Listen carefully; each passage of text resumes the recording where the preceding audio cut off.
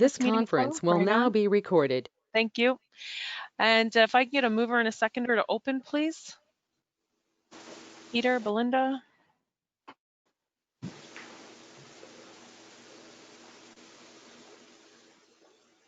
Moved by Peter Kistemaker, second by Belinda Kistemaker. Be it resolved that we do call this regular meeting of council to order on Wednesday, November 18th, 2020 at 6:06 p.m.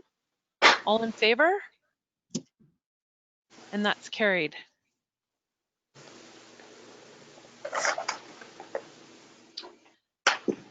Okay, moving on to the approval of the agenda, and there was one amendment. We removed an item that was originally put in closed into open. And if I can get a mover and a seconder for that, please. John, Peter. Moved by John Paroff, second by Peter Kistemaker. Be it resolved that council does hereby approve the agenda as amended. Those in favor? Any opposed? And that's carried.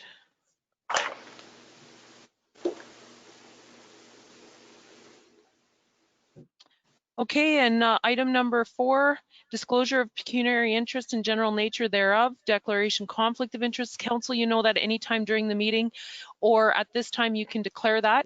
And Councillor Drago Stefanic has declared a conflict of interest on item number 13.1. And that's noted here and during the item when it comes up. And number 5, we're moving on to the adoption of the minutes. If I can get a mover and a seconder, please. John, Belinda. Moved by John Paroff, second by Belinda Kistemaker. Be it resolved that the council, the corporation, the township of Hornepayne does hereby adopt the minutes of the regular meeting of council held on Wednesday, October 21st, 2020 as distributed. Those in favor? Any opposed? And that's carried.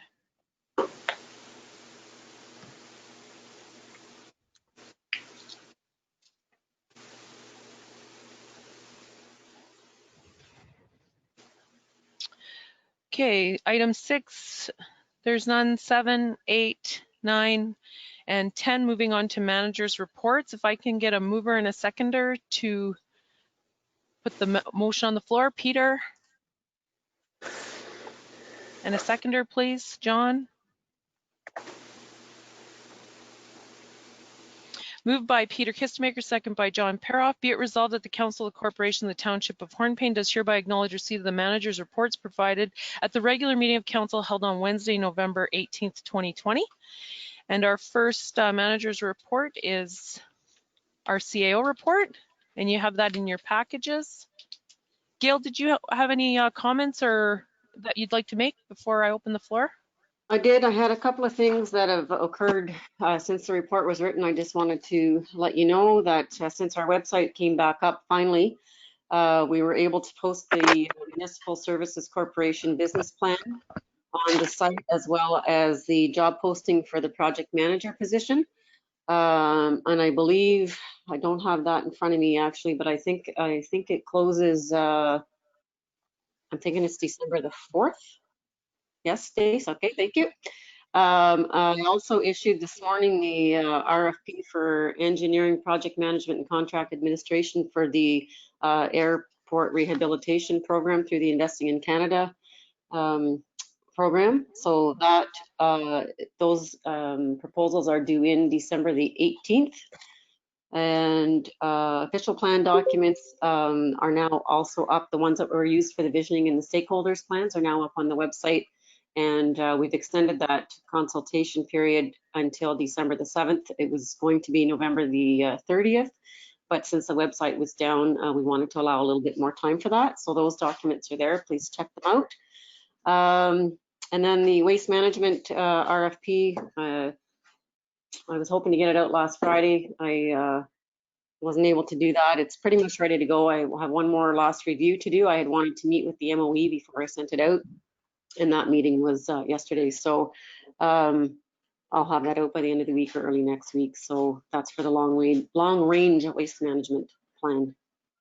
I think that's all I was going to add. Thanks. Okay, thank you, Gail. And welcome, Councillor Stefanic. Nice to have you here. We're on manager's reports, and we're just doing Gail's report right now. So I'm real computer savvy, Mayor. It's okay. well, I'm glad you made it. Okay, so Gail just gave us a few updates about her report. If there's any questions, I open up to the floor now for council.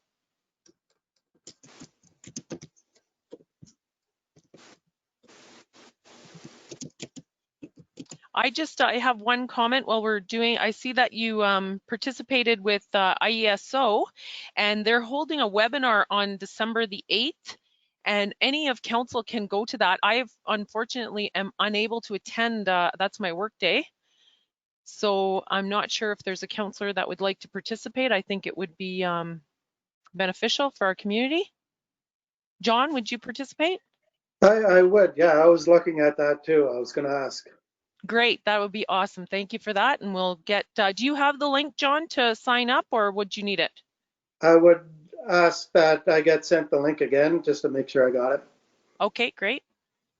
Sure. Thank you.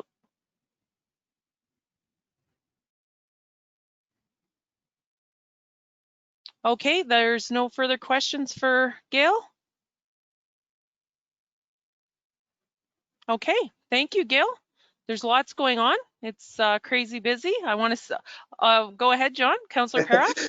Sorry, thank you. I have one more question for Gail.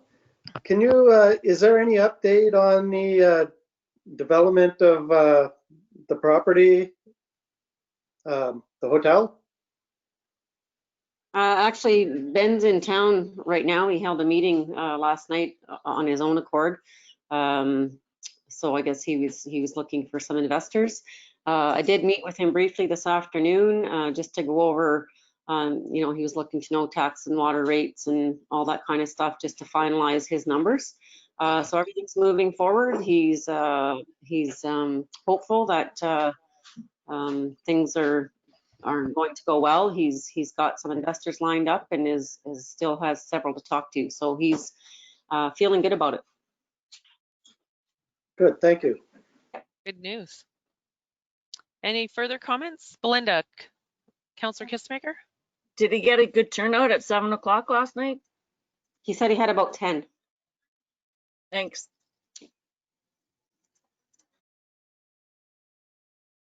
Okay, any further comments or questions? Okay, thank you, Gail, and we'll move on to our Client Services Manager's Treasurer's Report. Melissa, did you have anything you wanted to speak to first before I open the floor to questions? I just wanted to remind council to set up for the CIBC online services and schedule a walkthrough with the CIBC representative. And in the email that I did send out, I failed to mention that you should have all received a welcome letter from CIBC. And apparently there was a few that didn't go out. So if you don't have that welcome letter, just reach out to me and I will get her to send one over to each of you if you don't have it. Okay, I know I didn't get it. John, did you need one? I got it after I went to the CIBC and the guy sent it to me, but it's not as easy as you think it is. They locked me out. I tried, their passwords don't work. So wonderful. take your time when you go to register anyway. Okay, is there anyone else from council that didn't receive the welcome letter from CIBC? Everyone else did. Okay. Thank you, Melissa. And any questions on the Treasurer's Report? Go ahead, Councillor Stefanic. Thank you, Madam Mayor. Through you, I'll ask a question about computers, which I don't know anything about, obviously. The server upgrades, I see that there's an extra cost involved. That's just through you, Mayor, to Melissa. $1,500 plus HST. So this it wasn't properly set at first when it was purchased. What transpired, please, Melissa? Well, Vadim or Central Square had originally told us that our server wasn't compatible, the one that we had, so we had to upgrade to the 2016 Windows server, which we did. And then Vadim was working with DC Communications, and we had a server Essential Edition, And we weren't notified in the beginning that we needed a standard or a data center. So the upgrade has to be purchased to get to this, to the system that we need to run the iCity online. Thank you. And that'll be fully done now once this server's up and ready. We hope so. It's been one glitch after another, so we hope this is the final stone to get that system up and going. Okay, okay. Any further questions or comments?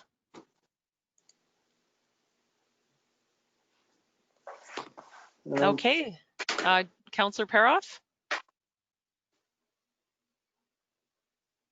Yeah, you mentioned something in your report about the airport project, but it's still funded, right? So there's no increase to the taxpayers? No, there would be not. Thanks. And just a question about the funds and that and the bylaws. We're going to pass those later, not with your report currently, correct? Later? Yeah, that's correct. Okay. Okay, any further questions or comments for our treasurer? No? Okay, well, thank you for your report, Melissa, and we're moving on to our Public Works Manager's report. Dwayne, do you have anything you'd like to comment or add before I open the floor to questions?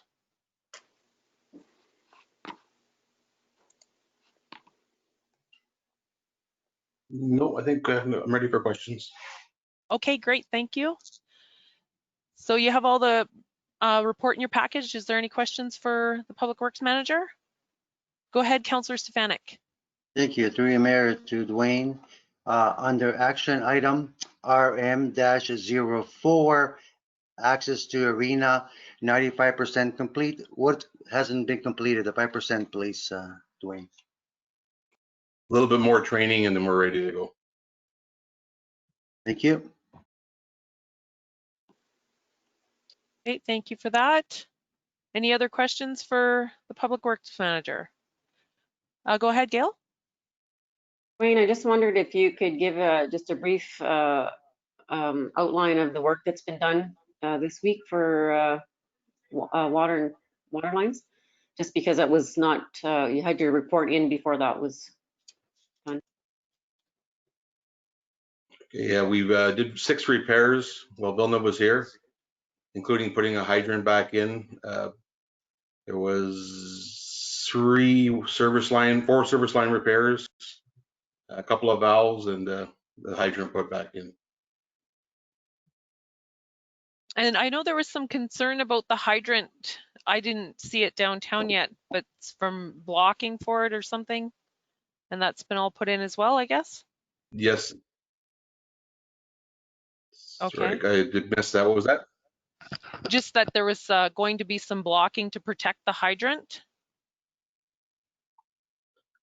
Correct. There's 2 cement blocks there right now. I had ordered 4, but they didn't all show up, so I have 2 in place right now. Okay, okay, great. Thank you. Any further questions for the Public Works Manager? Okay, thank you, Dwayne. And we're moving on to the Economic Development Officer's report. Stacy, do you have any comments or that you'd like to give to your report before I open the floor to questions? I just want to add one thing. So I sent in an application for the CTAF, so the COVID-19 Technical Adoption Fund. And when I sent the application in, we were waitlisted, but I actually got an email at about 5 to 4 today asking for a meeting tomorrow. So that's good news. They said they still have some project dollars left in, so I have a call tomorrow morning on that. So we put in for that, we put in for technology for mobile working at home, so laptops, battery backups, headsets. So I'm excited to see what the call's about tomorrow. Oh, great, fantastic. A little bit extra. Yes, thank you, Stacy. Do we have any questions for the Economic Development Officer?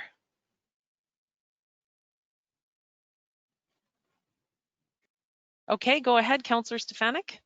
Through you, Mayor, I liked, Stacy, your last comment on the last paragraph. the township purchased Silk Water's planters, hanging baskets. What a great idea. I never heard of that. Wonderful. So that certainly eliminates a lot of labor time of staff then. Well done. Thank you. Exactly. Yeah.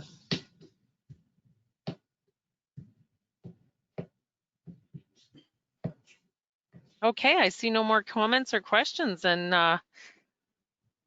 wow, we got through that fairly quickly.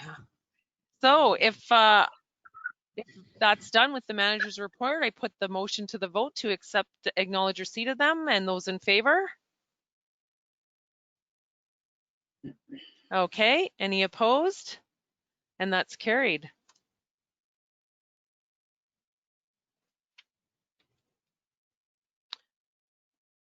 Okay, so now we're moving on to 11.1 correspondent action items. And we don't have a resolution for this. This is about the forest management plan. Nope.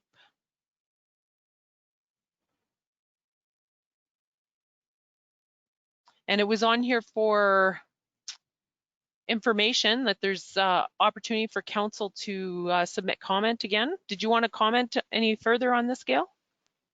I just wanted to put it under action in case there was anything else that council wanted to submit in addition to what was already done during the first public consultation. So if there's nothing outstanding, then we don't have to do anything. But if there is, then I wanted to put it here so it would show. Okay, thank you. So I open the floor to council for that. Okay. I think we thoroughly dealt with this and all our items have been brought forward.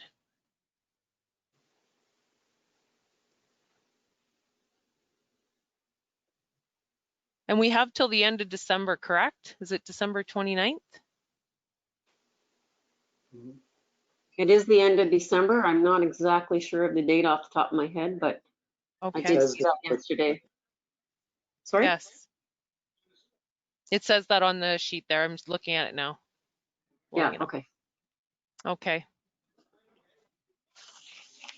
Okay, then we'll move on. There being none, 11.2. If I can get a mover and a seconder, please. I move it. Drago. And a seconder. Peter. Moved by Drago Stefanic, second by Peter Kistemaker. Be it resolved that the Council of the Corporation of the Township of Hornepayne is aware of and has no objections to the application of the Hungry Bear for a permanent liquor license to serve alcoholic beverages, providing the establishment meets all the requirements of the Alcohol and Gaming Commission of Ontario. Be it further resolved that the attached form 2085E municipal information will be provided in support of the application as requested. Any discussion on the motion?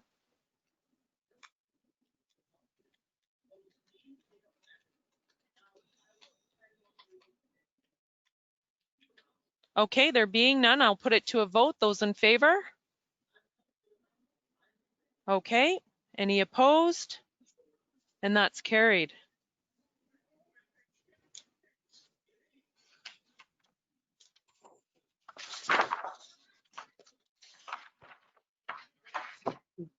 Okay, so moving on to 11.3.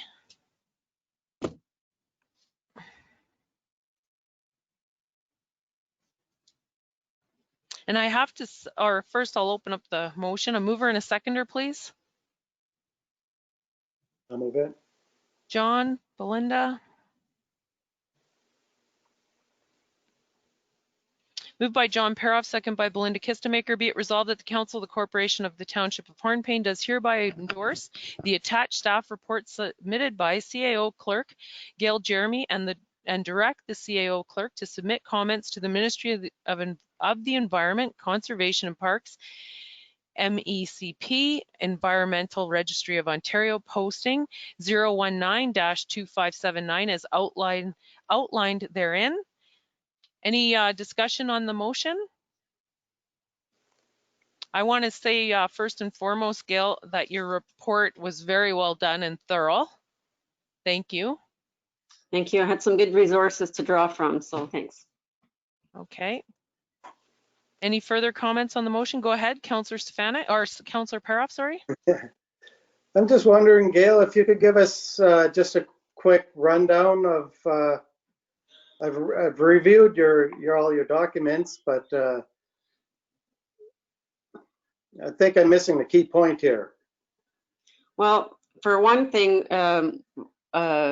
every municipality that's involved or was involved in a Blue Box program all along, they're transitioning to this new 100% producer responsibility for Blue Box. So all of those municipalities that have been included in a program before are automatically going to be transitioned, and they've got that going from I don't remember exactly when it starts, but it goes right through to 2025.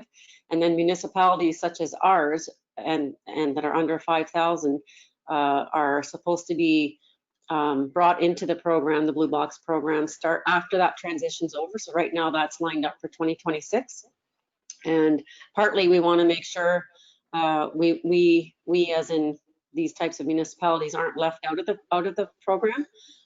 So we have lobbied at AMO and Roma for probably, I'm going to say 3 years just to make sure that we're remembered and brought into the program. And then some of the issues that aren't in the Blue Box draft regulation right now are outlined, like the compostable materials.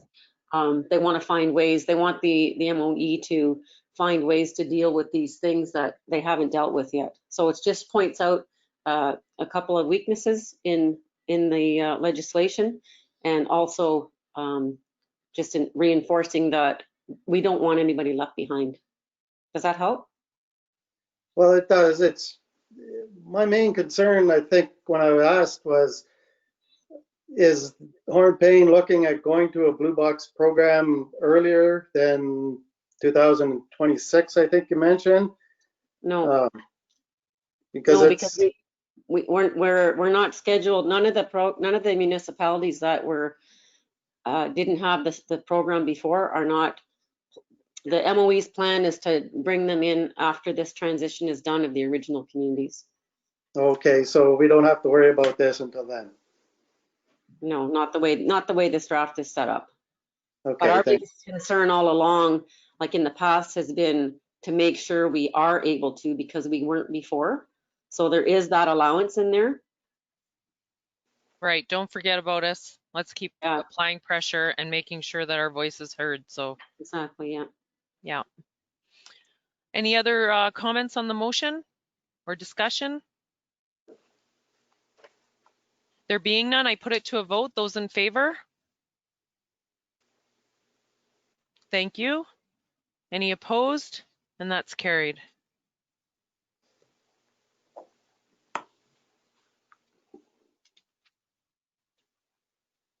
Okay, 11.4 is for the Roma delegations.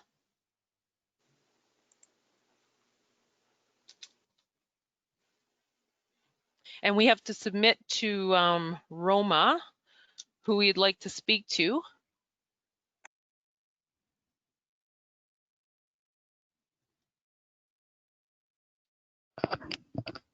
I think putting a request in for the Minister of Finance, because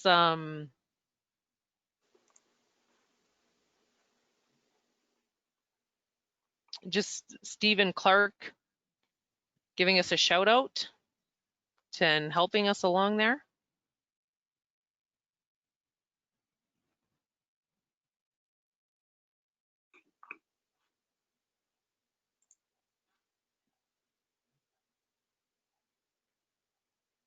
So would that be with relation to the LCBO? Yes, I'm just bringing up the document there. Okay.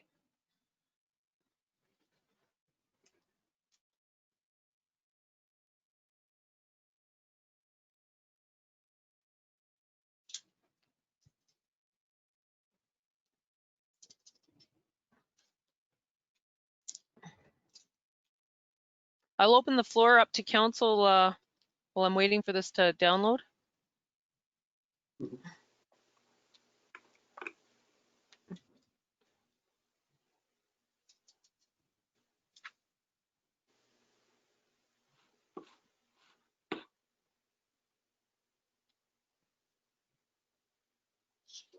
Was there any comments from council? No. Okay.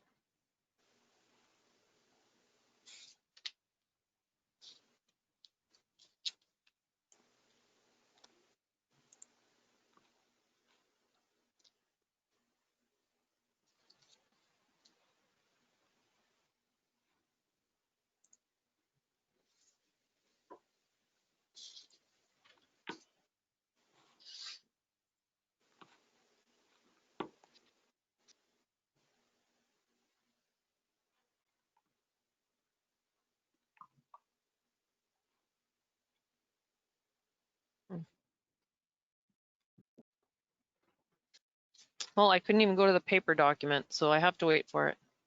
Did you have any comments, Gail, before we discuss? I'm going to suggest the Ministry of Municipal Affairs because they're very interested in what we're doing, and I think they would appreciate an update. Yeah, I'm wondering too about, and also sharing with what we're doing with the Alberta Rural Network, Development Network. Yes, and I did do that on my phone call. Okay, great. But yes, they are very interested.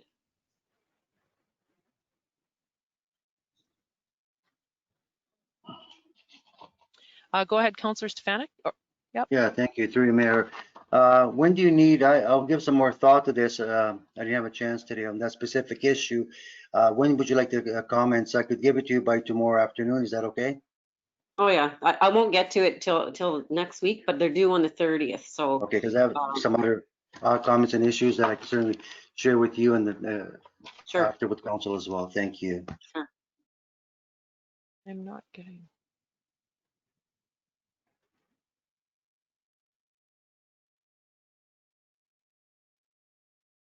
Madam Mayor? Yes, go ahead. Sorry, I was looking at my computer. Go ahead, John. No problem. I see. I was just wondering, does administration have any ideas of what delegations are they're looking at? If we were further along with our, if we had more specific information or requests or something more specific to talk about energy, I think that would be important.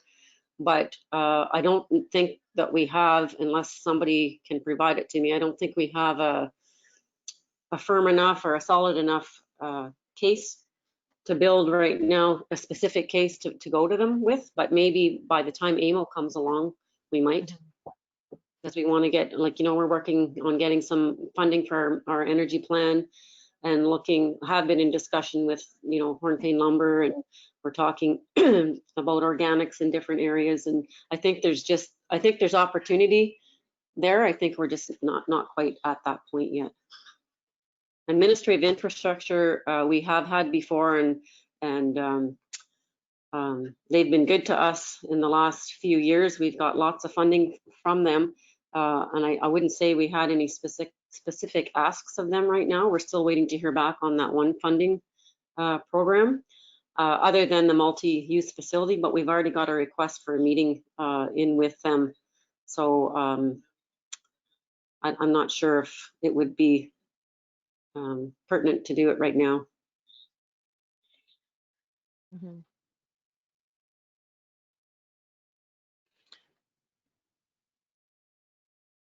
Is there any other thoughts or comments from council on other ministries or other things that we're working on? No? Okay. Yeah, that's the only one that I have, Gail, is just the LCBO about following up with that with the Minister of Finance, just because we've had other ministers shouting out to them for us. And I'm wondering too if we're going to, I'm just thinking about that now, about the via rail. And that's federal, but I know when I was on the Zoom meeting with the Minister of Transportation, Caroline Mulrooney, she was talking about going to bat for northern communities to bring it back. So maybe that would just suffice a letter and not a delegation, though. I guess it depends, because they like some meat and potatoes, and we don't really have any other than we don't want to lose our service, right? Mm-hmm. So, I mean, we can still ask. I guess it depends on how many they get and how they weed through them. So whatever you prefer, if we just want to do a letter or you want to do delegation request. I mean, hopefully by that time the service is back, but you never know, right? True. Depends how things go. Well, what do you think, council? Do we put in for the ask to meet with them and then see if they don't, then we'll send a letter? Go ahead, Councillor Stefanic. I concur with you, Madam Mayor. First of all, what you suggested, and if not, through correspondence. Thank you. Okay. Councillor Paroff? Yes, I agree with your suggestion. Okay. Yeah, let's do it that way and then. Okay, add it to the list. Okay. And Drago, you're going to follow up with Gail about other further suggestions tomorrow? Correct. Okay. Okay, so moving on then, 11.5. If I can get a mover and a seconder, please. Peter, John?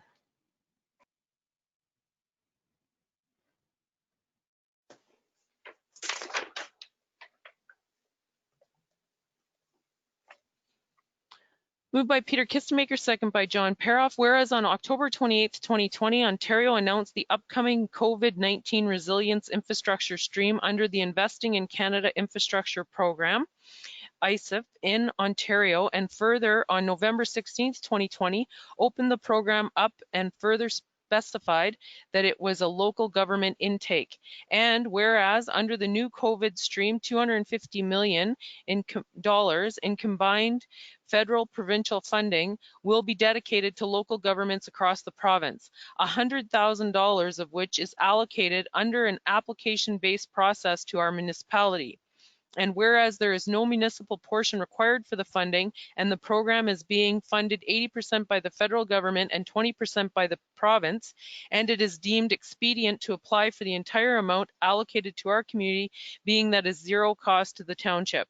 Therefore, be it resolved that the Council of the Corporation of the Township of Hornepayne does hereby rescind resolution number 2020-342 passed at the regular meeting of Council on October 21st, 2020, authorizing an application to the COVID-19 resilience stream for outdoor exercise equipment and supports at the pavilion site in the amount not more than $50,000, and instead to take full advantage of the change in the funding program and to authorize the CAO clerk to apply for the full $100,000 allotment set aside for our community to expand on the previous authorized and planned project concept in line with the project eligibility requirements. The deadline for the application remains December 21st, 2020. Any discussion on the motion? Go ahead, Councillor Paroff. So we're going to rescind the previous resolution and the full 100,000 to go for what? It'll go for the Pavilion Park project. I think Stacy, you can ask or answer this question more fully. I can try. So this funding just came out. We just found out that we're allocated the $100,000. So we are talking about expanding and developing the whole pavilion site.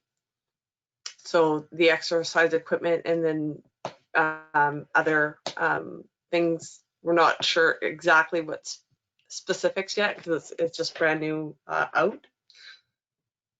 So park benches, bike racks, maybe fencing. I'm not too sure of exactly everything that we would put on there. Okay, but it would be the core center would be there and that we can utilize it and it'll enhance lifestyle, correct? Yeah. Correct. Any other further questions or comment? Go ahead, Councillor Stefanic. Yeah, through you, Mayor. If you need some suggestion or input, Stacy, I'd be glad to share that with you. Again, I'm referring to City of Timmins. They have nice, they call it parquettes, which includes what we have and more. So I can certainly share that information in the next couple of days as well, if you wish. Thank you. I'm wondering too, with the funds, are we able to buy extra benches that we could later utilize throughout the community where people could sit while resting and walking? Would that be covered under this as well? Well, it would be covered if we're stating that we're putting it on the Pavilion Park, right? Oh, okay. So it all has to be there. Okay. Okay. We're allowed to apply for one project just because Okay. of allocation. So if we state that it's going to be on that site, then we could buy. Oh, okay. Okay. No, that's fine. Okay, well, we're under tight deadlines for our timelines for this, and it was rolled out. When I first heard about this, I was pretty excited, and thank you for all your work, Stacy, in this.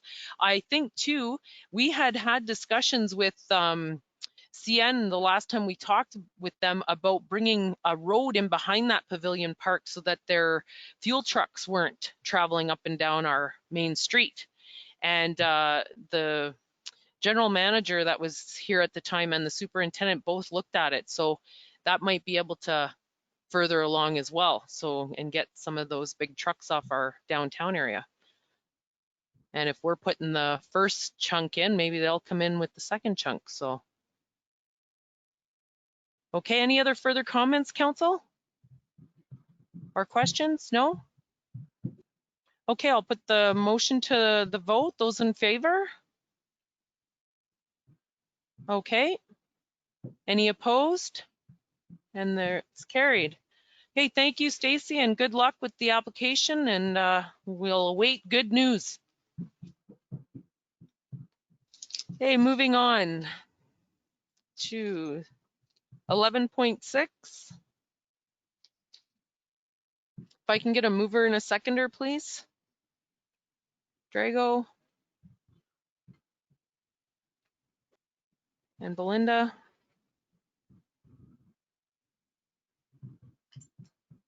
Moved by Drago Stefanic, second by Belinda Kistemaker. Whereas on November 10th, 2020, the Ministry of Municipal Affairs and Housing announced the National Disaster Mitigation Program under the federal government. And whereas the NDMP recognizes that mitigation can lessen the impacts of natural disasters on vulnerable communities and reduce the costs associated with these events. And whereas the four components of emergency management, mitigation is the most effective means to reduce or eliminate the impacts of disaster. And whereas investment in disaster mitigation leads to significant relative savings in future response and recovery costs. And whereas a key element of any sound mitigation program is an understanding of both the potential risk of an event occurring as well as the potential impacts should the risk be realized. And whereas by utilizing a risk assessment process, emergency management planners can begin to make proactive risk-based decisions regarding the potential events that might impact their communities and determine what priority measures can be taken, if possible, to improve the safety and resilience of their communities. And whereas the new stream will support the following types of projects: flood risk assessments, flood mapping, flood mitigation plans, and non-structural flood mitigation projects.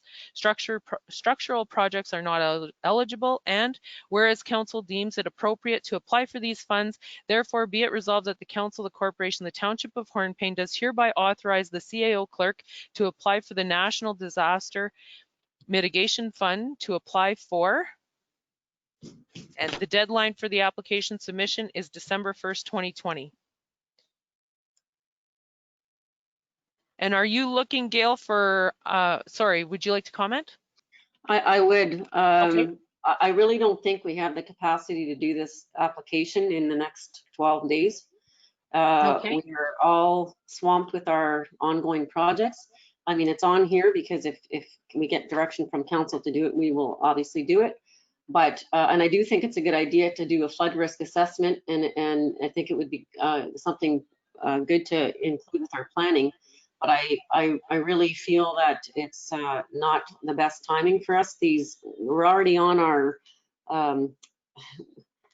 paths of all these projects we're carrying out. And here, for example, on this meeting, there's 2 more application funding programs that come through. And although you hate to not to take advantage of them, I just don't think we have the staff capacity to do them and to do them properly. It's a 12-page application. I looked through it today. It's not just a 2-pager.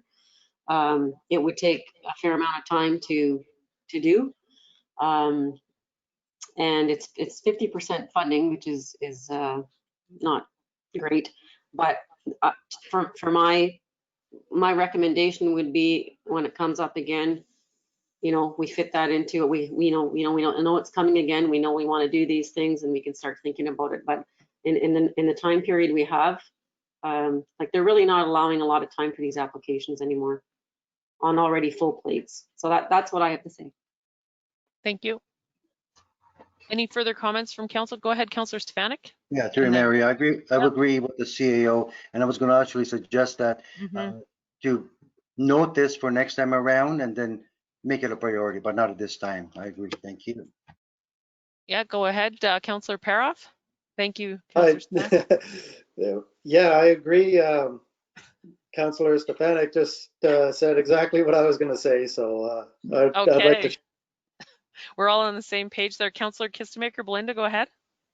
I wrote down in my notes, I was wondering if this was part of what we're actually doing in our official plan anyway. Am I off, or? Yeah, that was my question, along with you, Belinda, too.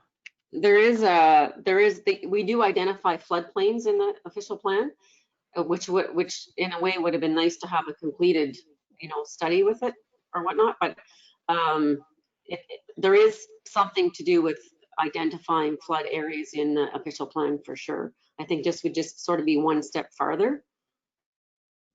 Okay. I don't think you won't get a risk assessment with an official plan. That's not part of their scope.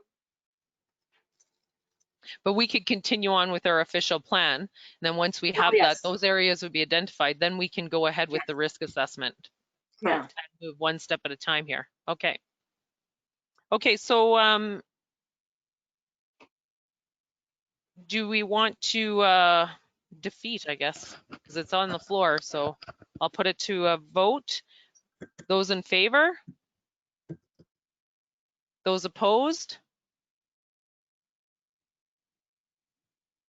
Okay, I've got 2 opposed and 2 didn't vote. Okay, let's clarify, because I think we're just, so the motion's on the floor. After discussion, I think we're in general consensus that this isn't something we want to move forward with right now. So usually we would carry the motion or defeat it. So if we vote against it, it will be defeated. So those in favor of the motion? There being none. Those against? Those not in favor? And that is defeated. We don't have many of those, eh, Council? Learning curve for us all. We're still newbies. Okay, let's move on.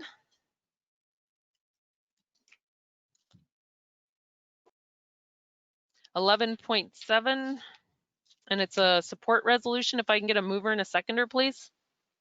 Peter, Belinda.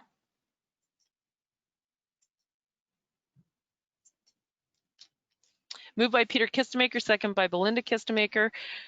Whereas the Council of the Corporation, the Township of Hornepayne has received correspondence from the Office of the Mayor of Norfolk County regarding illicit cannabis operation, and whereas illicit cannabis grow operations are a significant issue in many municipalities in Ontario, often having significant negative impacts on the surrounding communities and residents, and whereas the intent of legalizing cannabis was to eliminate the black market, not allowing it to expand with relative impunity.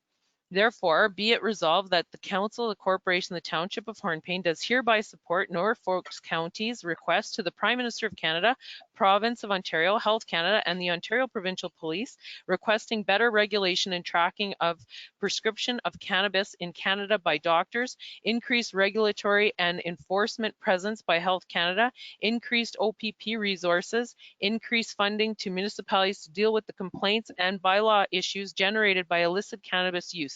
And be it further resolved that a copy of this resolution be forwarded to the Honourable Prime Minister of Canada, Justin Trudeau, Honourable Doug Ford, Premier of Ontario, Health Canada, the Ontario Provincial Police, Carol Hughes, MP, Algoma, Manitoulin, Kapuskasing, Michael Mantha, MPP Algoma Manitoulin, and the Association of Municipalities of Ontario, AMO, and the Federation of Northern Ontario Municipalities, FNOM, for their support. Any discussion on the motion? Those in favor? Okay, any opposed? And that's carried.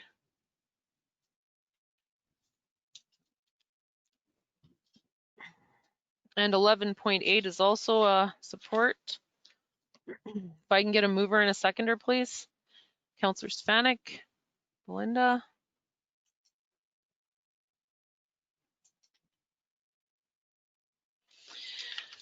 Moved by Drago Stefanic, second by Belinda Kistemaker. Whereas the Council of the Corporation of the Township of Hornepayne has received correspondence from the City of Belleville regarding accessibility for Ontarians with Disabilities Act website support. And whereas Section 14.4 of the Ontario Regulation 191.11 under the Accessibility for Ontarians with Disabilities Act requires designated public sector organizations to conform to web contact accessibility guidelines. WCAG 2.0 level AA. A web page meets both the A and AA conformance levels. Conformance, the website is usable and understandable for the majority of people with or without disabilities by January 1st, 2021. And whereas the Township of Hornepayne remains committed to the provision of accessible goods and services, and whereas the Township of Hornepayne provides accommodations to meet any stated accessibility need where possible. And whereas the declared pandemic, COVID-19, has impacted the finances and other resources of the Township of Hornepayne, and whereas the Accessibility for Ontarians with Disabilities Act contemplates the need to consider technical or economic considerations in the implementation of accessibility standards. Therefore, be it resolved that the Council of the Corporation of the Township of Hornepayne does hereby support the resolution from the City of Belleville requesting that the Province of Ontario consider providing funding support and training resources to municipalities to meet these compliance standards. Be it further resolved that a copy of this resolution be forwarded to the Honourable Doug Ford, Premier of Ontario, Carol Hughes, MP Algoma Manitoulin Kapuskasing, Michael Mantha, MPP Algoma Manitoulin, the Association of Municipalities of Ontario, AMO, and the Federation of Northern Ontario Municipalities, FNOM, for their support. Any discussion on the motion? Okay, those in favor? Thank you. Any opposed? And that's carried. And moving on, we have World AIDS Day 11.9. If I can get a mover and a seconder, please. Peter, Belinda.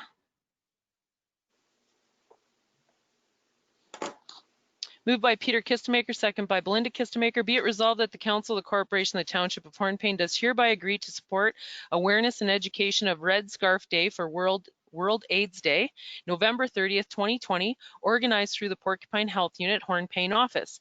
Be it further resolved that Council does hereby authorize the Porcupine Health Unit, Hornepayne office to place red scarves around the poles in the community of Hornepayne. Any discussion on the motion? Okay, those in favor?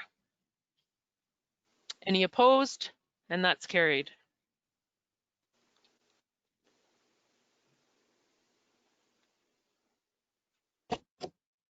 And 11.10 is our amendment. And I know all of Council has received in your package, there was a letter sent to Council regarding land. I'll open up the floor for discussion or any questions first and foremost. There we go. Okay, so we'll open the floor for discussion. Go ahead, Councillor Paroff. Yeah, when do they want a decision? Like, what is the ask? What is the final ask that is that's forward here?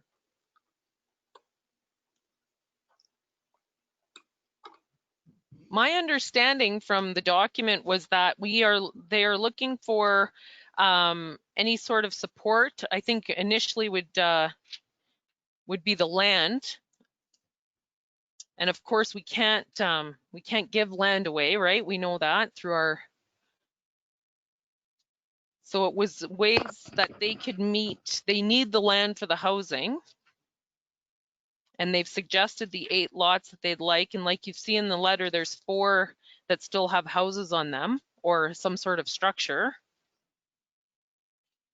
And near the end of the letter, it talks about an immediate discussion with the township to brainstorm how they can maximize cost sharing options. So go ahead, Councillor Stefanic. Yeah, thank you, Mayor, through you.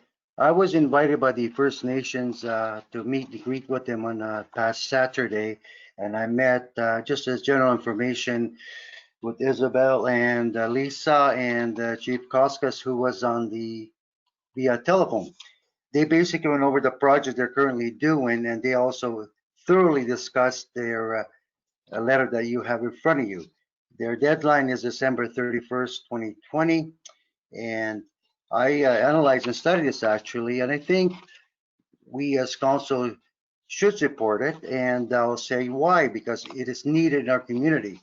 Now, whatever we as council could help, whatever legally we can, I think we should assist as best as we can within our jurisdiction. But I think overall, I think it's a great plan. It's going to assist our community. There'll be more housing. There'll be more taxes brought to their community. And I think this is a positive move. Thank you. Thank you, Councillor Stefanic. Go ahead, Councillor Paroff. Well, what concerns me, what kind of concerns me when I read it was that if Hornepayne First Nation is looking for a land base and establishing there is going to be is going to end up being their land base, then what's that going to happen to the municipality of Hornepayne? Are we going to lose that land? In the end, yes, I would believe so. I know there was like that's not coming anytime soon, though. That's into the future. I think he was putting it there for our knowledge. Yeah, that just brings concern to me. I don't think we should jump into this too quickly.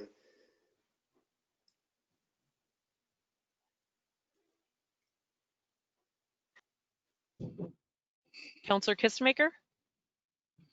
I also went in for a visit on Saturday, and I was glad I went.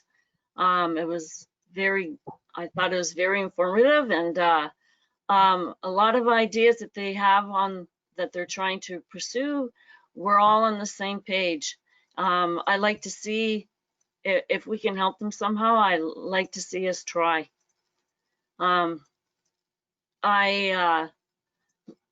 I like what they're trying to do, and that I think this is a good thing to look at. Thank you, Councillor Kistemaker. So I'm wondering if we should move ahead with a meeting then to figure out exactly what we can do. Because I'm concerned, I don't want us to promise something we can't do. That's first and foremost. And then what, like I'm wondering if points, I'm not even sure. I think it needs a discussion on what, can we lease the land, or we can't sell it for $1, but can we do some sort of lease agreement and then it's bought out later, that sort of thing? I'm not sure. So who would we like to see at this meeting, Council?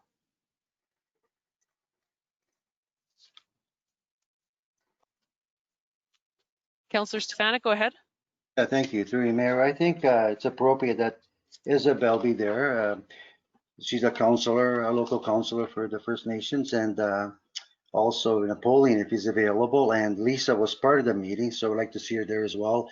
And I would love to see Chief Koskas in person, and I think he'd be more than welcome to attend a meeting, and then we have some good questions for him.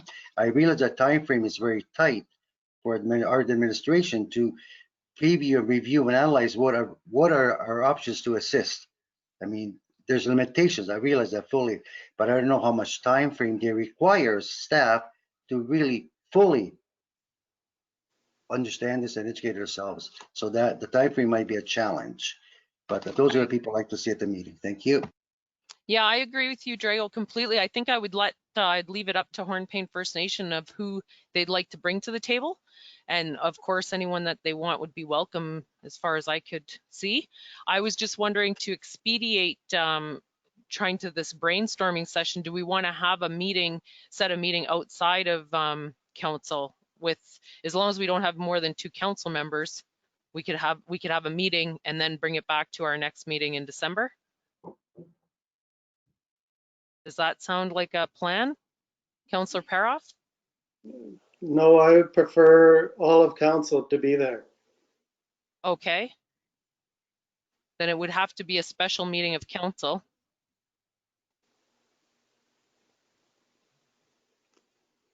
Go ahead, Councillor Kistemaker. I don't have a problem with what you suggested, Madam Mayor. Less so not considered a meeting. I can't hear you, Peter. I'm sorry. I said I would agree with what you suggested about 2 people. That way it's not considered a meeting. Bring them back, and I think that might speed things up a bit. Efficient. Okay, like bring it back all of council to discuss on December and have a preliminary discussion ahead of time?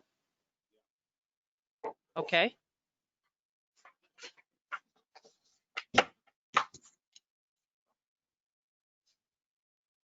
Councillor Stefanic or Councillor Kistemaker, do you have any comments on that? Either way. Go ahead, Belinda. I'm wondering if, since Drago and myself have already been part of it, maybe it should, 2 other members should participate, and so we get a full, it might help with our next meeting. Okay, that sounds like a good idea. Go ahead, Councillor Stefanic. Yeah, I think, but the key essence ingredient to this is from our administration, what are we able to do? I think that's the ultimate question. And we can meet all we want. If we don't have those answers, we're meeting fruitlessly, in my opinion. We have to know what's legally, as far as municipal act is concerned, we are able to provide or discuss or entertain. I think that's the key question. Right. Gail, do you have any comments on that? So I think, to me, the ask isn't clear, other than land. That's an obvious one, and an obvious one that we can get an answer for. And I think we already know without a CIP what the answer is generally.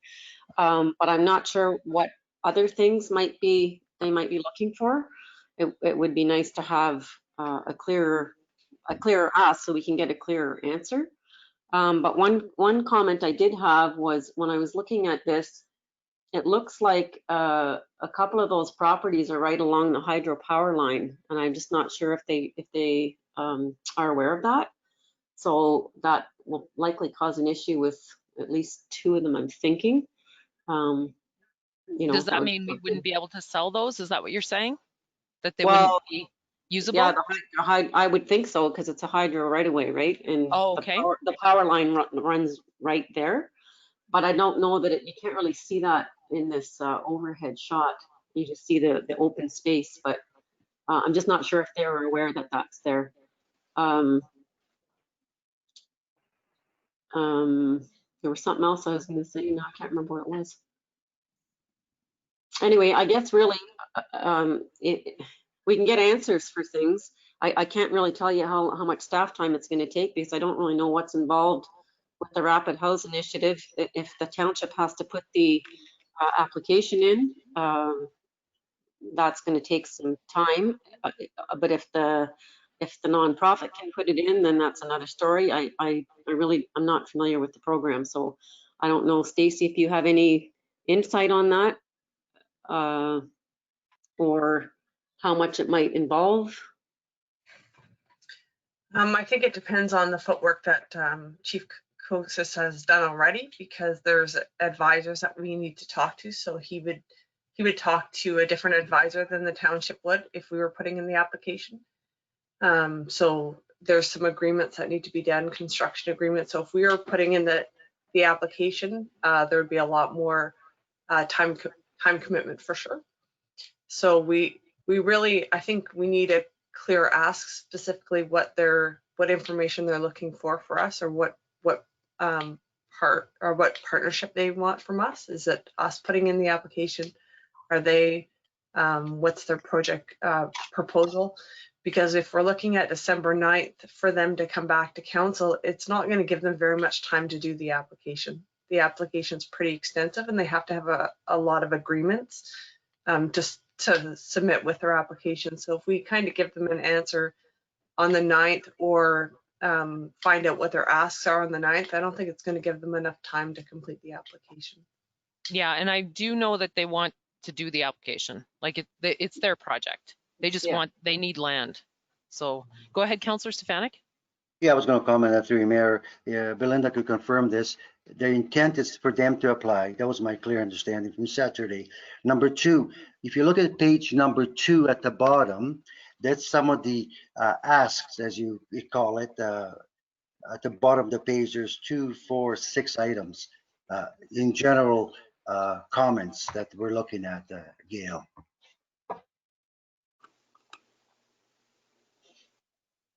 And the question could be land donation, etc. I'm not sure what the etc. is.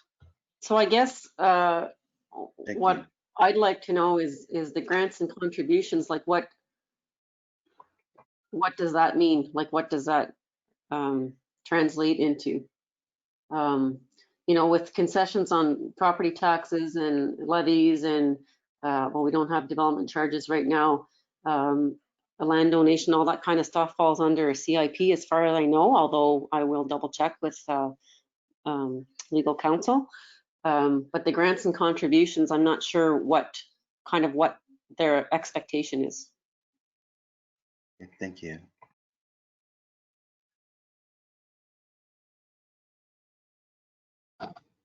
Okay, so I'm in agreement with Stacy that this, if it waits till the 9th that we all discuss, then I think there needs to happen something from our end before the 9th. Definitely some more information. So I'm wondering if, do we want to, this is up to council, but also staff, if Gail, do you want to host a meeting where we can clarify, sit down and clarify the document and what would be the win-wins for Hornepayne First Nation? I think it would be, yeah, a good idea. Okay. So we know exactly what we're not wasting time trying to guessing what each other's trying to say, sort of thing. I think it would be better to sit down and have a discussion. Yeah. Okay, and then to have that so that it comes back to council and we can have a discussion then to ensure that we're being diligent. I'm just wondering, sorry, I'm bringing up my calendar. Because our council meeting is the 16th, I'm correct? Of December? Or do I have the wrong Wednesday? It's the 9th. The 9th, okay, sorry.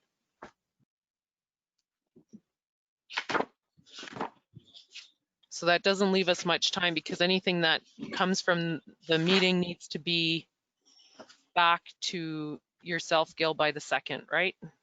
Correct. So we'll have to have a meeting next week.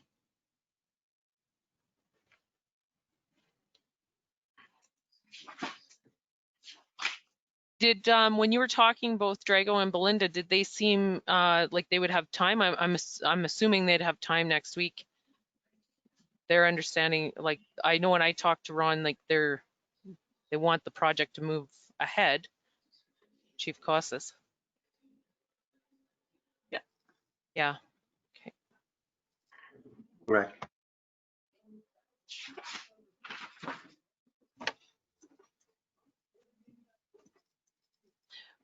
So council, who, John, would you like to participate in the meeting, and Pete? I will. Okay, and Peter? Okay, great.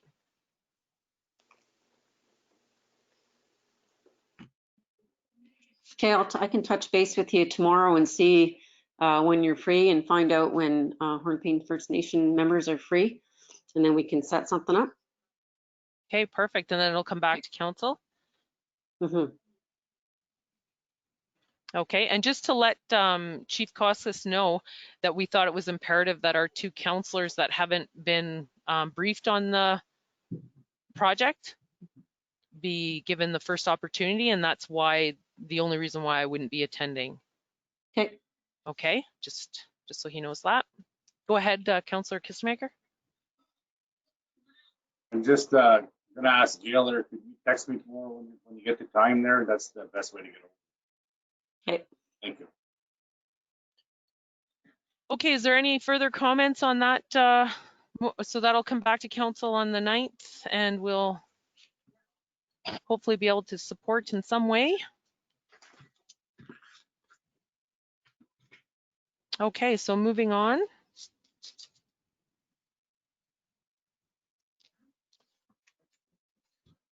Okay, correspondence information only. If I can get a mover and a seconder, please. Drago, Peter. Moved by Drago Stefanic, second by Peter Kistemaker. Be it resolved that the Council of the Corporation of the Township of Hornepayne does hereby acknowledge receipt of the correspondence information only package attached to the agenda at the regular meeting of Council held on Wednesday, November 18th, 2020. And is there any items in the information only package that Council would like to discuss?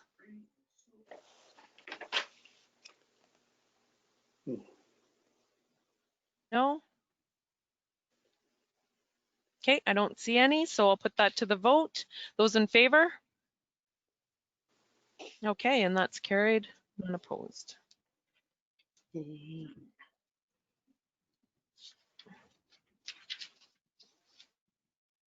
Okay, moving on to 13 donations. If I can get a mover and a seconder for the motion, please. And Drago, at this point, this is where you're declaring a conflict of interest as well. This is noted. That is correct. Thank you, Madam Mayor. Yes. Yeah, thank you for that. And I did note that when you were having technical difficulties getting onto our meeting at the beginning, that you did declare a conflict of interest.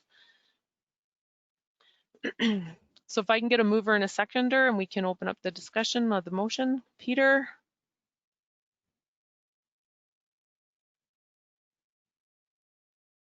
And John. Moved by Peter Kistemaker, second by John Paroff. Whereas the emergency generator at the Hornepayne Community Hospital suffered a catastrophic failure in December of 2018, a permanent replacement generator still needs to be acquired. And whereas the Hornepayne Community Hospital has undertaken an extensive engineering study to determine the exact scope of the project, and it has been determined that the total cost of the project would be as high as $1.1 million. And whereas the hospital has continually lobbied the province for funds, and until recently had been denied funding, but has now successfully applied to the Health Infrastructure Renewal Fund in the amount of $500,000. And whereas the hospital must still raise 55% of the funds required to complete the project, and whereas a fundraising committee composed of interested local citizens and hospital representatives has been created and has completed planning for a fundraising campaign.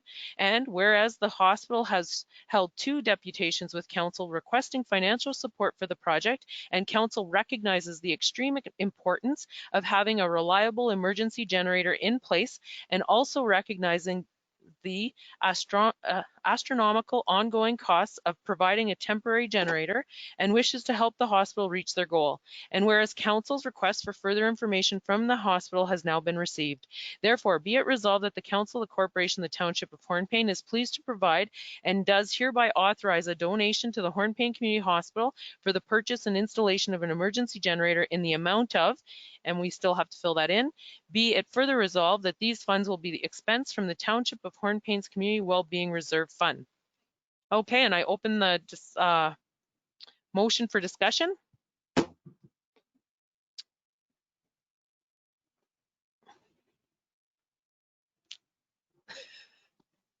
Councillor Kistemaker, I see your microphone off. I thought that $50,000 was appropriate. Yeah, that's what we had originally put, and then after the great deputation last meeting, we decided to just leave it and have a discussion and see if there was further support. Do you want to continue? 100%.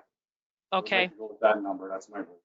50,000. And just a question for staff, Gail, we do have that allocated aside already out of the NWMO dollars for the 50,000, correct? Okay.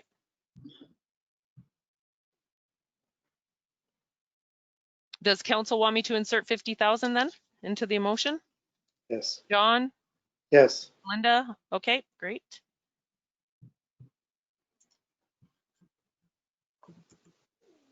Okay, I've inserted $50,000 as our amount for the donation. Any further discussion? Okay, there being none, I'm going to put it to the vote. Those in favor? And that is carried, none opposed. Okay, all the best to the hospital, and I can't wait to see when this generator is installed.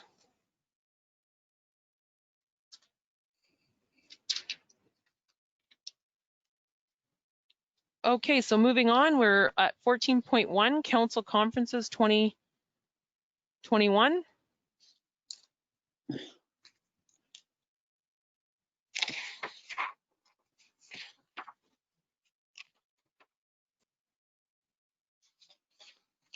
So basically what we want to do, council, is provide information for staff and ahead of time so we know who is going to which conferences. And we did, Gail had sent out email today. Was it Phenom that went virtual as well, they announced? Yes, it was. Yes, okay. And just to comment, EDCO doesn't necessarily have to be council. I think it's more staff that normally goes, but we have gone, our councillors have gone in the past, so it's on there, but it's not as necessary. It just for your own information. And I'm wondering too, Gail, for just because of the way the resolution reads, just because my expenses for Ontario Good Roads are covered. So do we want to put my name in here as well? As a record? Because I am going on council's behalf. I think it's good to have as a record. Okay. I think it's good to have it because the expenses will work themselves out and are reported at the end of the year anyways. So I think it's okay.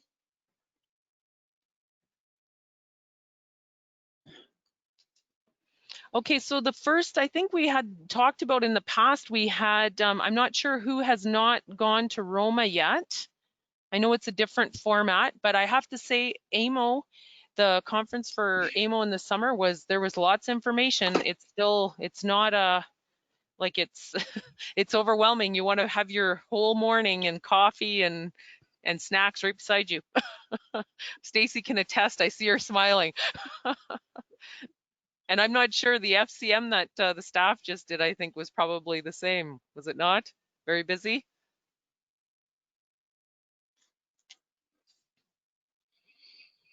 Okay, so do we have any councillors that would like to attend Roma? And we may have delegations for that.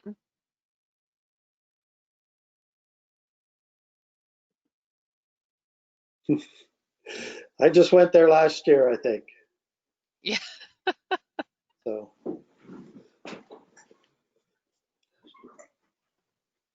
Is council prepared to make a decision on this tonight, or do we want to defer this resolution and look at it, and then you can come back with the actual spots where you can go and give it some time to think about? We can do that too and have it on the 9th meeting.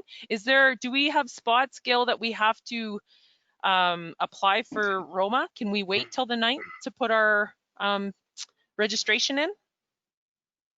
Let me just check on Roma. I can't remember when the deadline is for that one. Hang on one sec. Okay.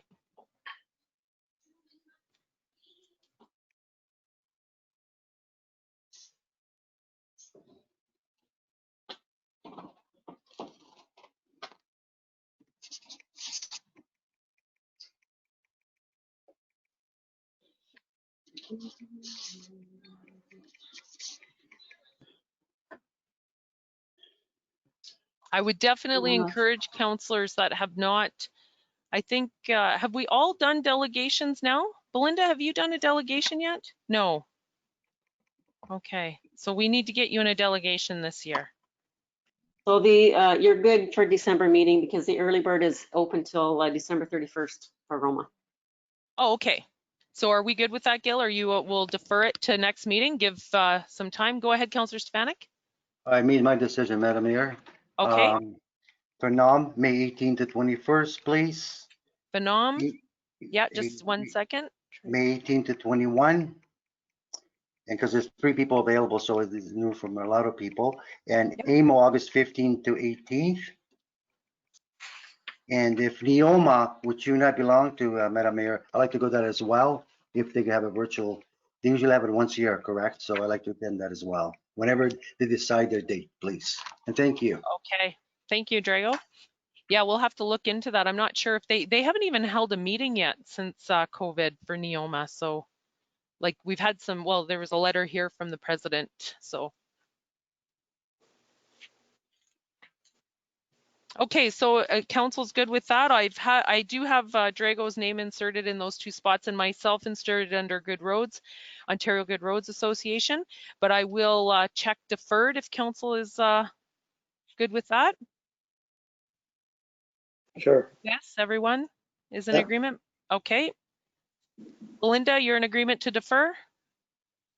Okay. Okay, so keep those dates in mind and we can fill that in quickly next meeting and get set up for next year.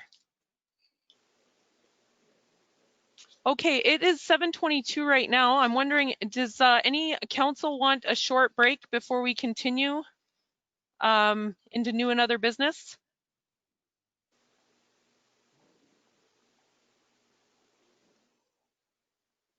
No, everyone's No, still good? Okay, then I'm gonna shoot for 8 o'clock for the next one. If we're still good. Okay. Okay, moving on then. Committee reports, none. 16 is 16.1, and I'll hand that off to Gail. Okay, so we're continuing with our weekly CCG meetings. There's obviously concern with the rising rates of virus spreading in the province and globally as well.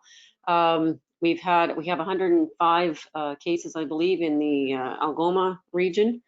Thunder Bay region, I can't remember the total, but they just had 5 new cases yesterday, I believe. Everything is still spreading. It's mostly, I think, community spread now. I think we have to focus on keeping the messaging going about using the protocols. People are not adhering to them as well as they should be, not so much maybe locally, but in general. So we are just trying to, masking, distancing. The concept of a bubble is no more. It's the concept of sticking with your people that live in your home, basically.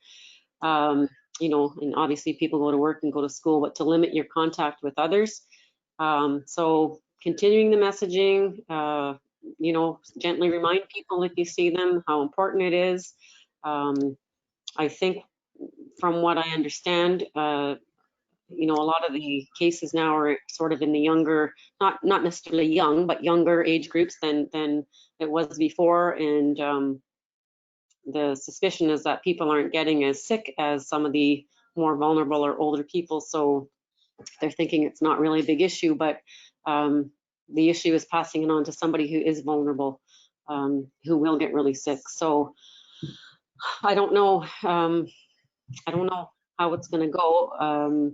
They're saying in the province that the rates are not, they are high, but they're not increasing geometrically. So they're kind of, in a range from, 900 to 1,1500. So they're concerned, but not alarmed yet. If they start jumping more, then it's going to be a real concern. So I guess just try and, tell everybody no, try to remind them of the importance of it all. I see there's 2 vaccines that are 90 and 94% effective in their 3rd phase trials. So that's good. Hopefully we'll have those out. I think the last I heard was possibly April. So by the time, people get vaccinated, if they get vaccinated, that's another hurdle that we might have to go through. But anyway, there's hope there. It's going to be a long winter. You know, people are getting tired of hearing our messaging and tired of staying indoors and tired of staying in town. But I think, you know, if we can just get through these next few months and really buckle down, I think it'll make a big difference in the long run. I think the testing rates at the hospital have, I think they've remained fairly steady with community members. I think they're getting maybe 5 or 6, 7, 8 testing a week. Seems like when we listen to the schools, the rate of illness in the children has seemed to decreased. Maybe that first little batch of colds has gone through. So they seem to be handling things well. People are doing what they're supposed to be doing, and I think we can't ask for much more than that. I guess Mayor Fort's been continuing with the Facebook Lives. I think they're important, and the community updates, I think they're important. People watch for them now. Important to get that messaging across. And I don't know if I'm missing anything, Mayor Fort. The only thing that I could think of was that the Porcupine Health Unit was really encouraged by the amount of people that got the flu vaccine. Yes. They had to put yes.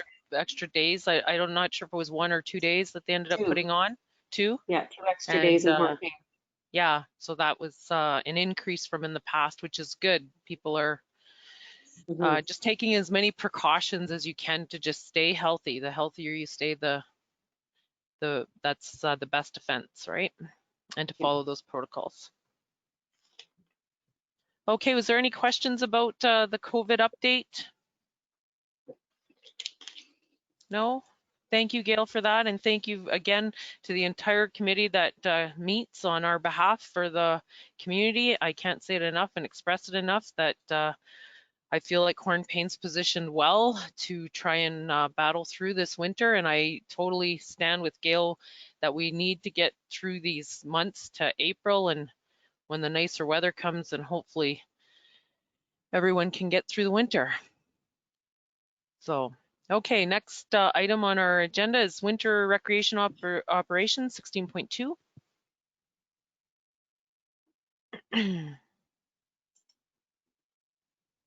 Did you want to speak to this first, Shannon, or? Not really. I'll just maybe just mention that I just kind of took just a kind of brief overview of all the information that we've kind of received to date, and I'm just recommending to council to keep that in mind when they're making their decision. And that's, if there's any questions, just let me know. I tried to collect as much information, correct information as I could. Okay, I'm going to open the floor up to questions or comments or discussion about the winter operations. We have lots of information here. The staff has done a fabulous job of collecting all this information and getting us, I want to thank Hornepayne Minor Hockey for coming on board and giving us numbers and getting together and struggling through. I know that there was issues there at the board level, just getting everyone on board, and it's been such a difficult year. So I applaud them for that. Any discussion from council? Go ahead, Councillor Stefanic. Yeah, thank you, Mayor. Through you, just an observation and oversight. In northeastern, northwestern Ontario, I won't mention any towns. Some towns have closed the arenas, number one. Some towns are opening the arenas only for minor hockey. No figure skating, no pick-up hockey, no shinny hockey, no rec hockey, so specifically for minor hockey. So every municipality is doing what they think is best for their municipality. The thing I'm looking at, great report, thank you, well done. I always do the math, do the numbers. So all they require is 15.5 hours of ice time per week. It's become a pretty expensive proposition to have only 15.5 hours per week, starting January to finish the end of March. I mean, financially. It depends what councils want to decide. Are we going to allow recreation hockey? Are we going to allow pick-up hockey? I mean, I like to know that as well before I make the final decision. Thank you. Thank you, Councillor Stefanic. Go ahead, Councillor Kistemaker. Peter? It all falls within the rules and regulations that are set forth by the government.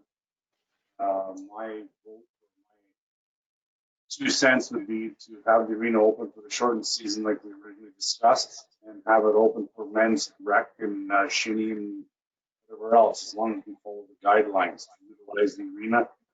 And I understand it's a reduced usage this year. Nonetheless, if at all possible, I think we should,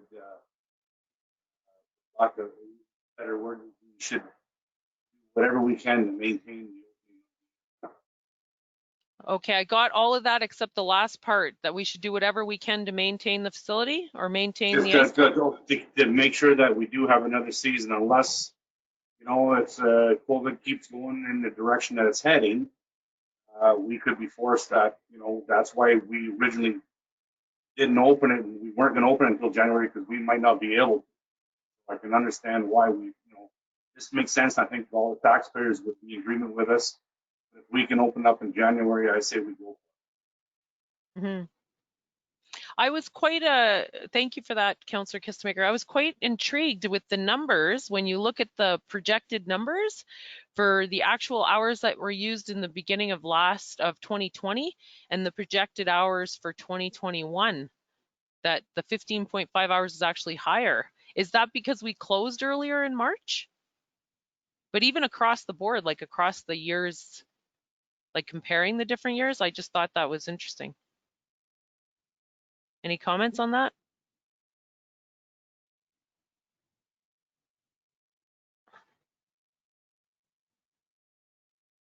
Go ahead, Councillor Kistemaker.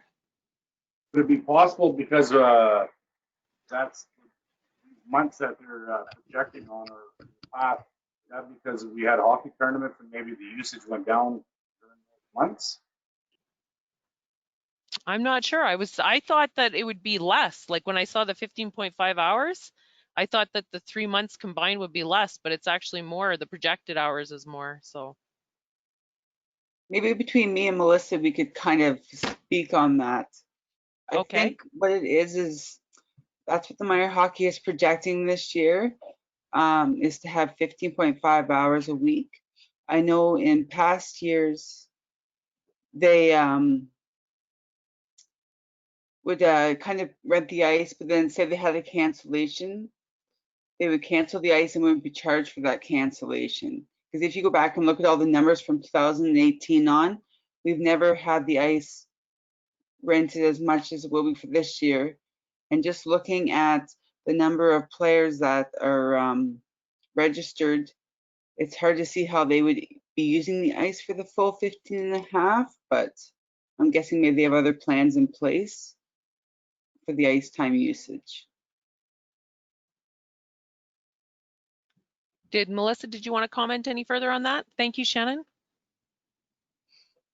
No, I pretty much have the same idea, Shannon. Like I think maybe Jay could speak to it, but I think that within 24 hours, if they cancel their ice time within 24 hours, then they aren't charged for it. So I don't know if council is gonna put any stipulations in place that this money is gonna be brought in up front, that we're going to be guaranteed a minimum of 15.5 hours per week, or if they're going to be allowing the cancellation policy to go through. I don't know how, if you guys decide that you are going to open the arena, how you guys are going to regulate that.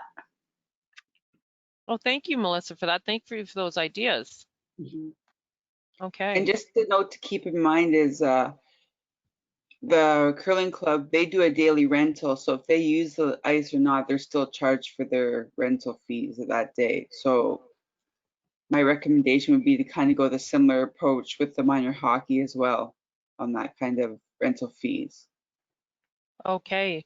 Did it seem like when we were gathering the information and when minor hockey reached out to the township, did that seem to be the understanding that about having the 15.5 hours?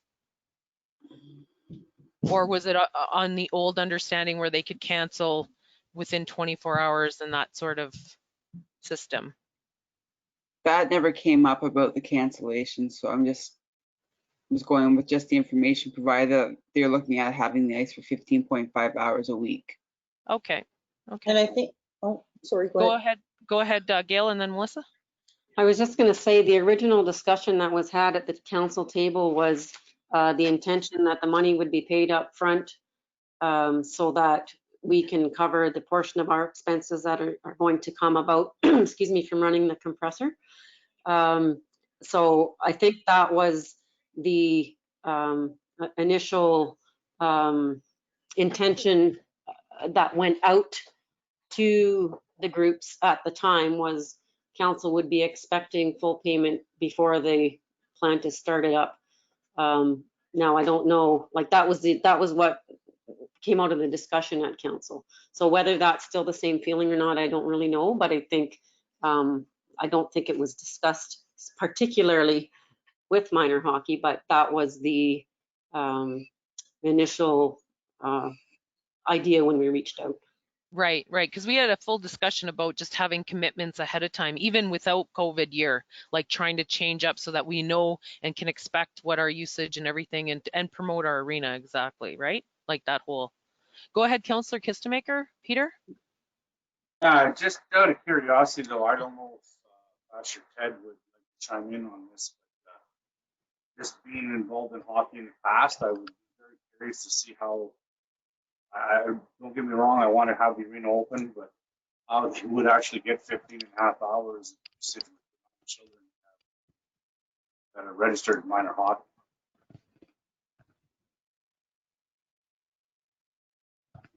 Okay, thank you for that, Peter. Any other further comments from council? Go ahead, Gail. Sorry, I didn't understand what Pete said. I couldn't hear what he said. He was talking about possibility of Ted talking to the issue of the 15.5 hours and if they could actually fill that time. Is that correct, Peter? Yes. Okay. I don't want to, go ahead, Melissa, sorry. I just wanted to go back to the 24-hour cancellation. I think in previous years, that was just a stipulation that was in the agreement between the township and minor hockey. Is that correct, Gail? That's why we allowed that? And then we would, this year, we would make an agreement based on our needs for this year as council sees fit. Okay, go ahead, Councillor Paroff. Yes, we seem to be stuck on this 15.5 hours. But what is it? What is the break-even point for what it costs to run the place versus the revenue coming in? Oh, Melissa's going to put some numbers together for us. The expenses in 2018 for January, February, March were 59,000. January, February, March for 2019, 60,000. January, February, March for 2020, 59,000.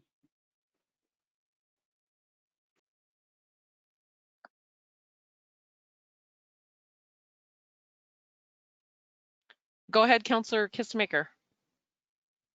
Numbers are expressed. We sit up with the numbers, Melissa.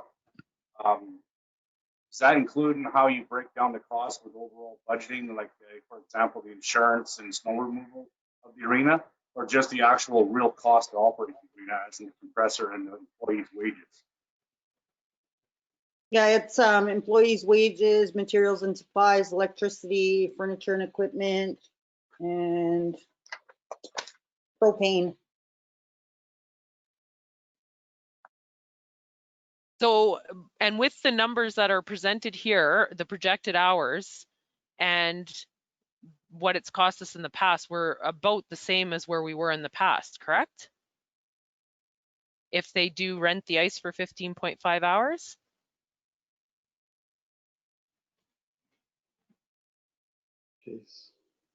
Melissa, I'll put that to you. That I'm sorry if I'm not clear. Are you talking? You're talking in regard to the revenue coming from minor hockey? Yes. Yeah. So if they were going to rent it for 15.5 hours, there would be a little bit more revenue coming from previous years. Right. And there wasn't, the other revenue streams that we have that come from the ice are the men's rec and the shinny, which isn't anywhere near significant as minor hockey, correct? Yeah, well, women's hockey and men's hockey, they don't pay for like organizational sports. They just rent the ice hourly, just like minor hockey. Okay. Um, Go ahead, Shannon. Yes. One thing to note, though, just when I was doing the report, I was noticing some discrepancies with the number of players registered to the amount of ice time use, because I know they can make the NOHA, they're allowing like smaller groups, and they're also allowing for a mix of different age groups playing together just for the small numbers. But if you look at the total numbers of the players registered, I just don't see how they were using the ice time for that much time. Okay, so I think, thank you for that, Shannon. So I think the question is what's the minimum amount, council, that we would want the ice time rented and we would be willing to open it? When we're looking at these numbers here, you can see them across the board. Like there was 120. Go ahead, Councillor Paroff, or sorry, Councillor Kistemaker. I'm sorry, I don't want to be a curmudgeon on this, but you mentioned the cost of actually running the arena. I'm sure that say when we got to look at the numbers, we got to look at the real numbers. So if we had the arena shut down, that number of $68,000 or whatever it was, I'm sure reflects our the arena, the lead hands, wages, and whatnot. There's probably a couple other things that are still going to be there, whether the arena is open or not. I know we won't be laying Jay off, and I'm sure there's going to be other expenses that occurred. So you got to look at it in the terms of this is a service that we are providing for the taxpayers in a time that there's nothing else for the kids available, and we're basically locked up in our little town right now because of the pandemic. Right, so right. A lot more to consider, and trust me, the finances are always on the forefront, and it's very, very important. But we also got to look at the overall effect of not having this arena open at all this year. Right. So we did have those numbers in a previous report about what it would cost us even if we didn't open it. There were still expenses to that, correct? Like substantial expenses. Because overall for the whole season we were going to save, if my memory serves me right, it was about 26,000 or 36,000 for the entire year. So yeah, I think it was about 26. 26. Okay, I'm going off memory on that. Go ahead, Councillor Paroff. I'm just thinking because Mama B's restaurant is in there and we have a contract now for 2 years, right? So there's a level of service that we need to provide.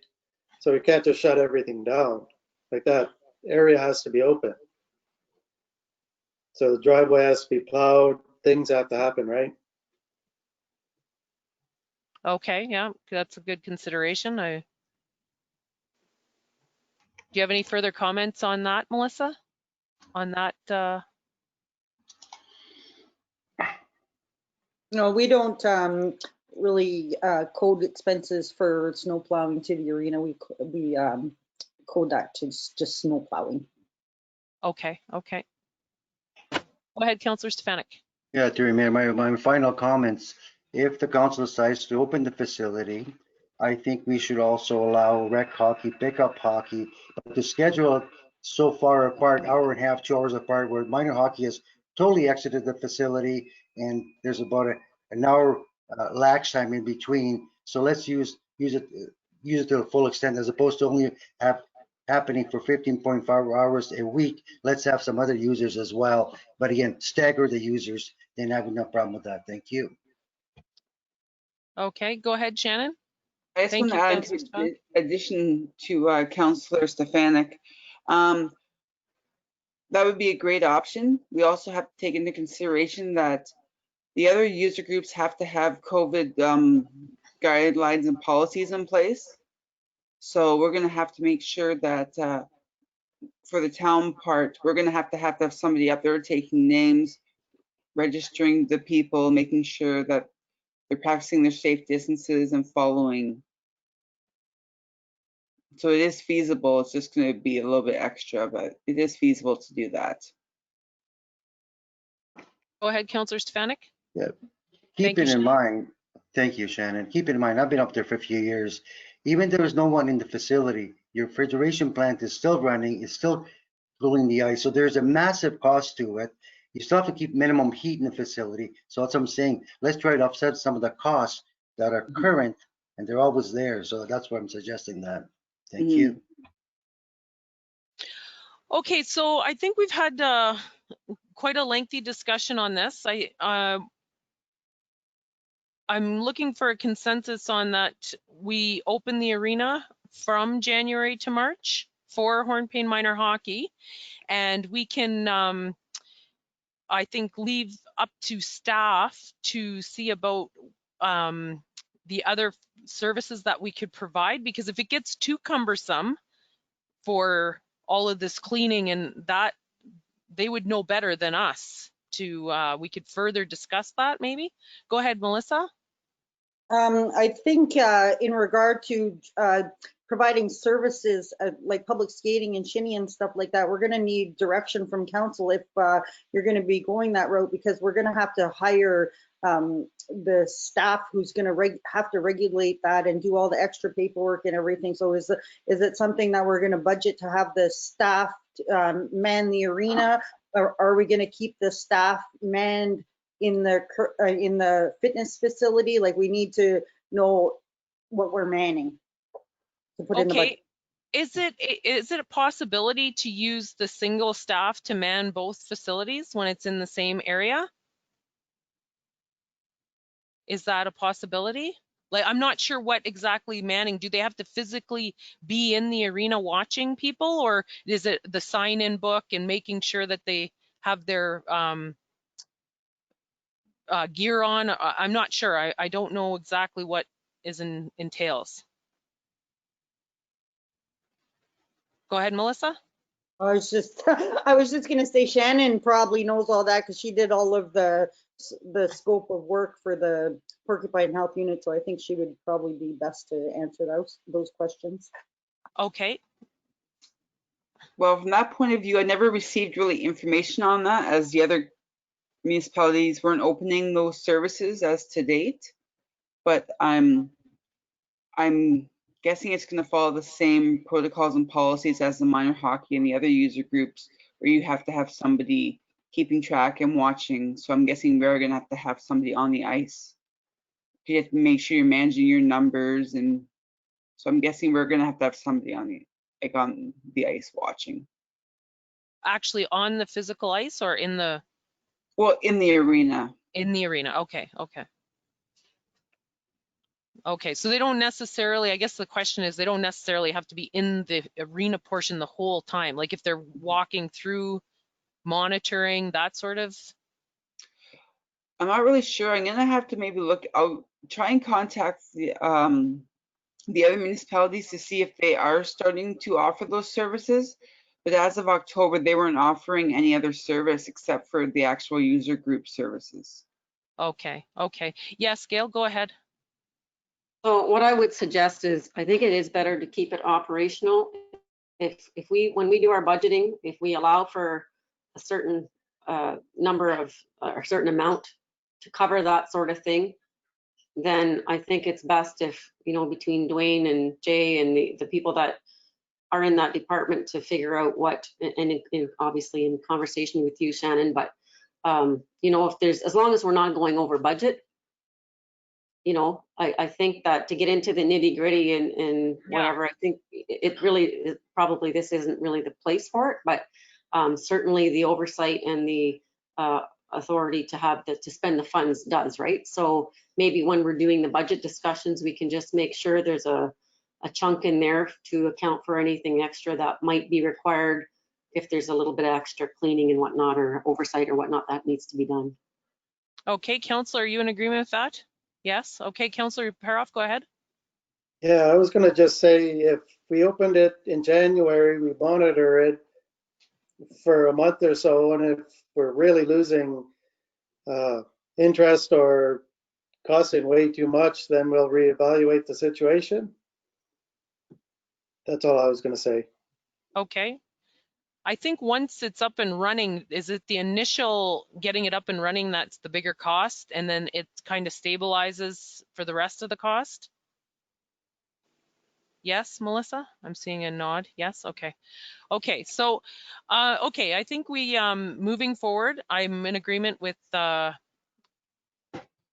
setting aside extra funds for a budget and then allowing staff to find ways if we can, where other users can use it. But opening from January till the end of March for Hornepayne Minor Hockey Council? Yes, okay, we're in agreement with that. Go ahead, Gail. So just some clarification, if the funds are expected upfront, and what happens if the, COVID makes us shut down in March or February or whatever, like just, are we expecting funds upfront? Are we charging for usage? What's your preference on that type of thing? Just so everybody's clear. What have we done in the past with the funds? Have they paid monthly? I'm just wondering if a small organization would have $17,000 in funds right up front. That's, I don't know if that's feasible. So in the past, they're billed monthly for their hours of usage. The different, just to bring Shannon's point back up, is the curling club doesn't do it that way. Right. So, maybe in the future we need to sort of treat everybody the same. But the way the contracts have been set up in the previous years are they're billed once a month, and then that bill has been paid once a month. So if you want to stay with that, then we just need to know how you'd like it done. Okay, council, are we in agreement to stay? We'll bill monthly for January, February, March, and we're looking at hopefully having the arena open all those 3 months and getting us through the winter. And yes, and we'll set some funds away. Go ahead, Belinda Kistemaker, Councillor Kistemaker. I'd like to add to that. If we end up having to close, if it doesn't work out, whatever, do we have a plan to maybe put out an outside rink, or are we going to go in that direction? So everyone, we have plans set up on what we're going to do immediately, not just wait for direction. Okay, so you want further, like if in the case that we do have to shut down the arena, is there, council, a further option for our residents? I know we have had discussions about the outdoor rink. I'm not sure how quickly we can get that up and running. Is that a possibility? Gail? Well, we have talked about it, and it's certainly something that can be done. I was just going to ask Dwayne if you have any input on, do we have to purchase things ahead of time and have them ready, or do we purchase them and then not use them? Like how do you know how that works? We'd have to have some stuff purchased to be able to get ready to build it. And also we have some time to shut the plant down if it does happen. It's quite a bit of cleanup to do on the rink when we're shutting down the plant. We'd have to be prepared. So it would be a matter of doing some upfront costs and having it ready, basically. Correct. Okay. Okay, council, is that something, so we would have to set aside those funds as well in the budget for that?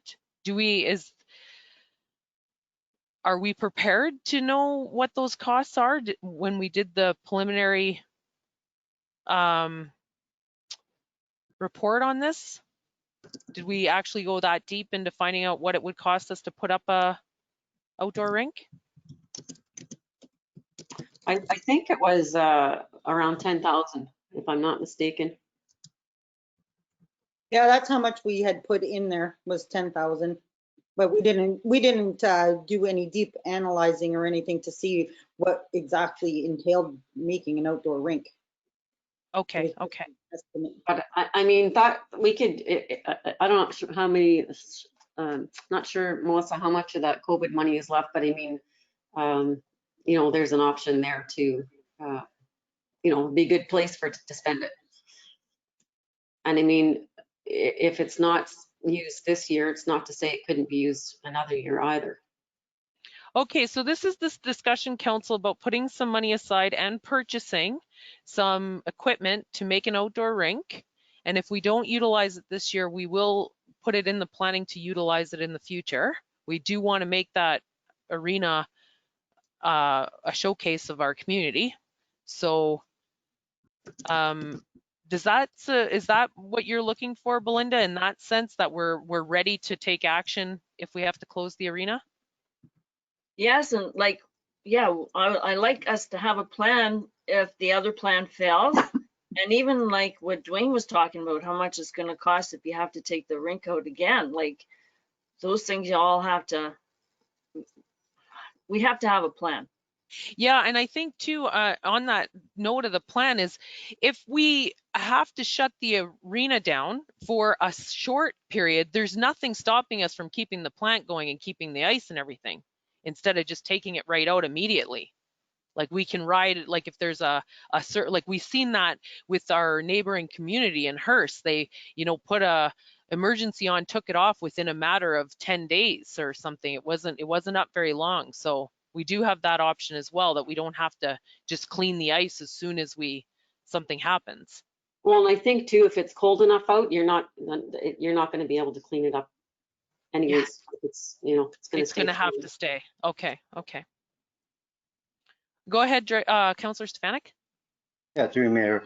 If the province shuts down the arena facility due to COVID-19, I, as one member of council, would not want to build an outdoor rink. We're defeating the whole purpose.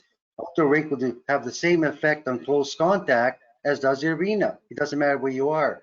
So I don't think it makes sense to me if they shut down arena facility, gym facilities, shut down the schools, and we're offering arena outdoor ice. To me, it doesn't make sense. Thank you. I just want to clarify. I think the thought process on that is we're allowed to have more people outside than inside. So if we got shut down inside where it was disallowed, there may be allowance for a certain amount of people outside. I think that's where it was coming from, just to clarify with Belinda. I had understood that. Yeah, that's how I understood it too. Go ahead, Councillor Stefanic. I agree with the whole concept. I truly do. It's just that fact if it's a major, it blows up the COVID-19, I think it was not wise to build an outdoor facility, in my opinion. Okay.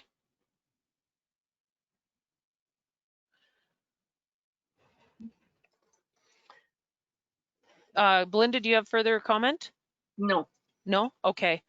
So I'm thinking, so we need to give staff direction here, and opening the arena from January to March, looking at giving the minimum amount for Hornepayne minor hockey, but paid monthly, and purchasing and being ready with possible equipment to do an outdoor rink if we can, and if we can't, we have the equipment purchased for a later time. Are we in agreement with that? Gail, do you need a resolution? I don't think so. No? Okay. Okay, are we good with that? Everyone on board with that? Okay. And if we can't predict the future, right? But we're trying to set up for as many possibilities as we can so that we can help our residents get through this time. Like the cold weather's already coming, and it's shorter days and all of that. So, okay, Councillor Stefanic, yes, go ahead. Last final comment. We discussed last meeting about purchasing snowshoes, and which I agreed 100%. Where's that at? Is there any, I mean, that's an individual sport. We have trails, your Buttercup trails. I really like that idea. And I think most council did, if I'm not mistaken. So I'd like to know where's that at? Yeah, that's up for discussion. That's what we're discussing right now. I'm wondering, should we take those dollars that we're setting aside for the outdoor rink and put them towards that if we close? Where we buy equipment for one-on-one use and use it as a loan system?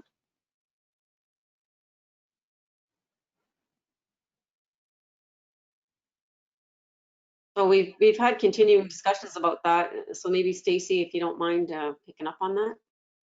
Yeah, Oh, so thank we you. so we have a plan to buy snowshoes and skates for rental, and we're using some of the COVID-19 money that we've already got. So that's actually in the plan. Oh, that's already in the plan. So we're already doing that. Oh, okay. So there we go, Drago. We're already doing that. We just saw it. See? I knew they were doing it. I just wasn't sure what stage at, Madam Mayor. I knew that was the, Okay. I was not Okay. sure. There was no update on it, so that's why I asked the question. Thank you for asking, because I obviously didn't know. Okay, so I think we've decided we're game on board. All of council, I'm looking for, okay. Do you have enough direction there, Gail? Is that, yes? Yes. Okay. Okay, I said we would take a break at 8 o'clock. It's 8 o'clock now, and we'll resume at 10 after 8, so it'll be a short break. Okay, Cheryl, it's just going to take me a few minutes for us to get into that. Just one moment, please.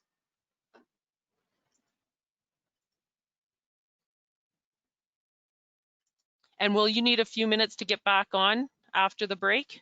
Okay, Yes. so like 12 minutes after 8 then, or something? 10 Yeah. minutes? Okay. Are we okay to leave now, Shannon, while you're doing this? Yeah, we're now on the break on the screen. So yeah, we're good. Thank you. Okay.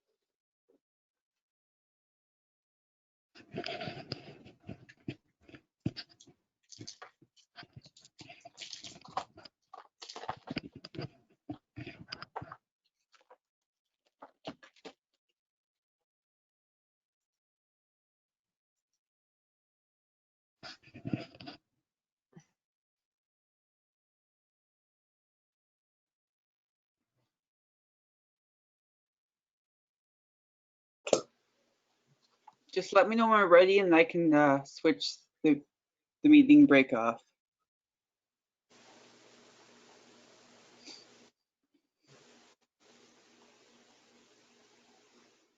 You said it takes a few minutes, Shannon. Why don't you just do it and then we'll come all back on. How's Okay, that? sounds perfect. Yeah. Okay, right on. Thank you. I'm trying to get some coffee into me here. Yeah, me too.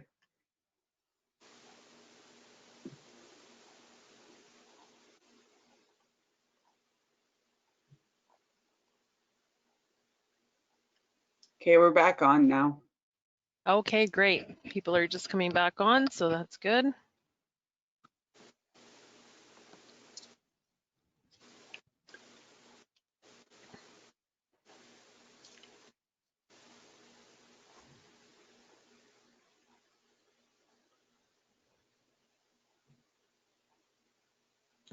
Okay, all of council is back on, so we can resume our meeting. We are on 16.3, I believe. Sorry, I'm on the wrong page of my, yes, 2021 council meetings. And we have a staff report. Shannon, did you want to speak to your report before I open the floor to questions or comments? Not that I can think of. I just kind of took all the information and just compiled it and gave our the recommendation from the senior management team. Okay, thank you for that.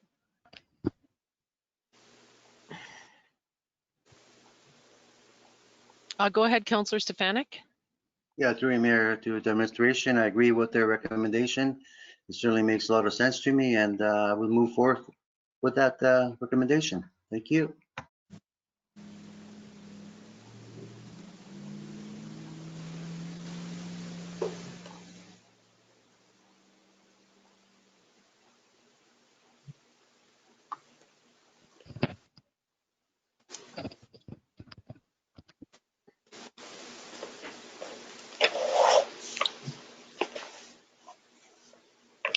Do other councillors have any comments?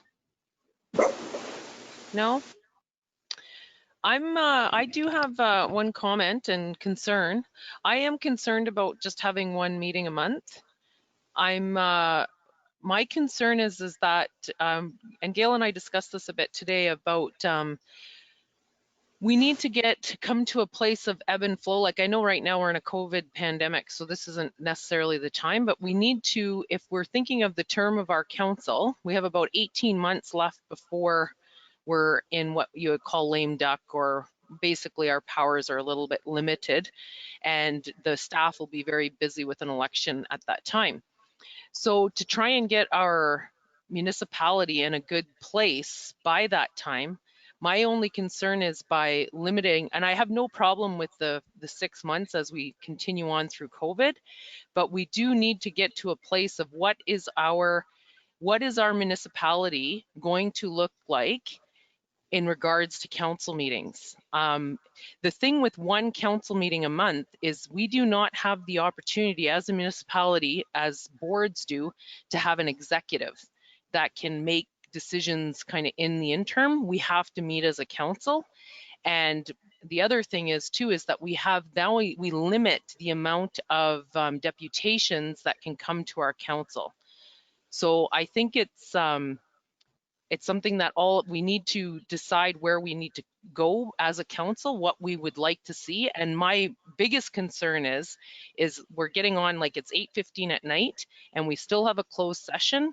And I find these very tiring, and I find it difficult and concerning to be making decisions at 8:30, 9 o'clock at night, 10 to 10. And so that does concern me as the mayor and as council, leading council. I don't know if that's necessarily the best for council. and making decision making. Any comments on that? Go ahead, Councillor Paroff. I agree with that. These meetings are too long all the time, and I think all of us get a little tired, 8 o'clock, 9 o'clock. And decision-making thoughts are just not right there. So if we can figure something out to spread the wealth there a little bit, it'd be better. Have more special meetings, maybe. I don't know. If an issue comes up, we can have a special meeting more often.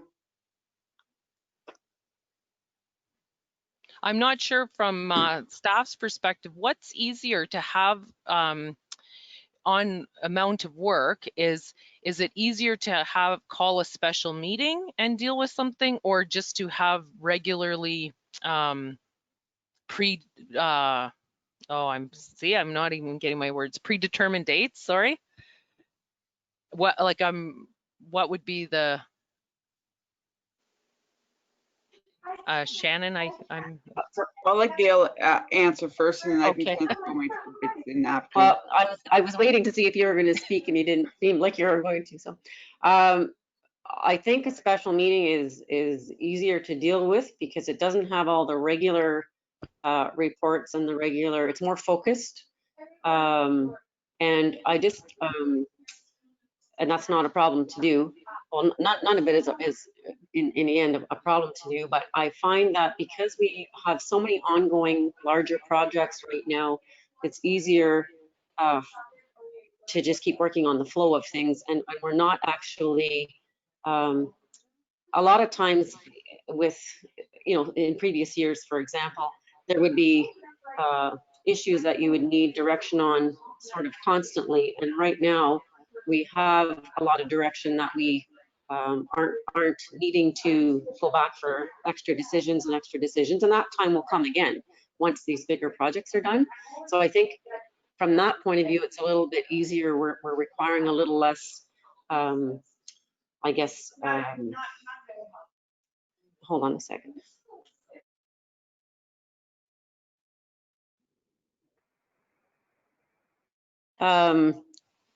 Lost my train of thought now. A little less back and forth with regard to the next step and the next step and the next step sort of thing. Whereas if there are things that we need authorization for, direction for, that could be done at a special meeting if need be. And you're right about the deputations, that does limit them, but we actually haven't had any more requests for them either. And if we did, I think we would have to, we would have to respond to that. So whatever works best for everybody, I think is the right way to go. This was just our point of view as far as getting being able to stay focused on something rather than having to break, because there's an awful lot of prep that goes into the meetings, and I hope you can tell that from what you see. Oh, definitely, yeah. And then follow up as well. So it sort of just breaks that concentration, and then with all the day-to-day stuff that's going on, and we are doing an exceptional amount of work and a large number of projects that people don't normally take on at one time. So I mean, whatever you decide, we will work with it. That's what we're here for, not a problem. But as far as the special meetings versus the regular, and not that you want to start calling a special meeting every week, because if you're doing that, then obviously you need a second meeting, right? A second regular meeting. But is it, just to interrupt you just for a second, Gail, is it is it unusual, say if we were to call a special meeting once a month, where we at our regular meeting, we decide there's certain items that, like say the winter operations, we could have had a special meeting for the winter operations and the discussion, so that that's done, and then we do the other work. And that's what we've got next week, right? The user fees, the parking, and the budget. So it's just easier to focus on those key things for one meeting, and then and I think and I spoke to you about this today too. I think as time goes on, this is gonna even out, and it's gonna get better. We're we have all these recommendations we're working through, and we're getting through them, and as time goes on, they'll be checked off the list, and we'll have more just regular things to do. So I think this couple of years really has been like a unique situation, and it's just been challenging. It's challenging for everybody, but at the same time that I say that, it's a good challenge. It's you know, lots of positive things happening, and lots of positive things to happen, and it's still exciting. It's just it's a bit more stressful when you have to do bi-weekly meetings. Mm-hmm. And also, if I can just add to that, like that's why I attached the calendars. If you were to look at the calendar of having the meeting every 2 weeks, you would see that on the week of the council meeting, like this week, I would be getting the agenda done for Friday for next week while we're on this meeting.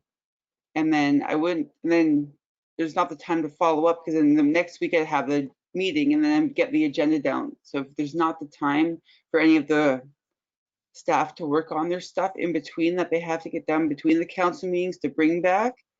And I know with the delegation of authority bylaw, I'm thinking that is starting to help streamline a few things that don't have to come to council as often. And I am trying to streamline what we do have to bring and trying not to bring the stuff we have to. Like that's one of the reasons I did all of the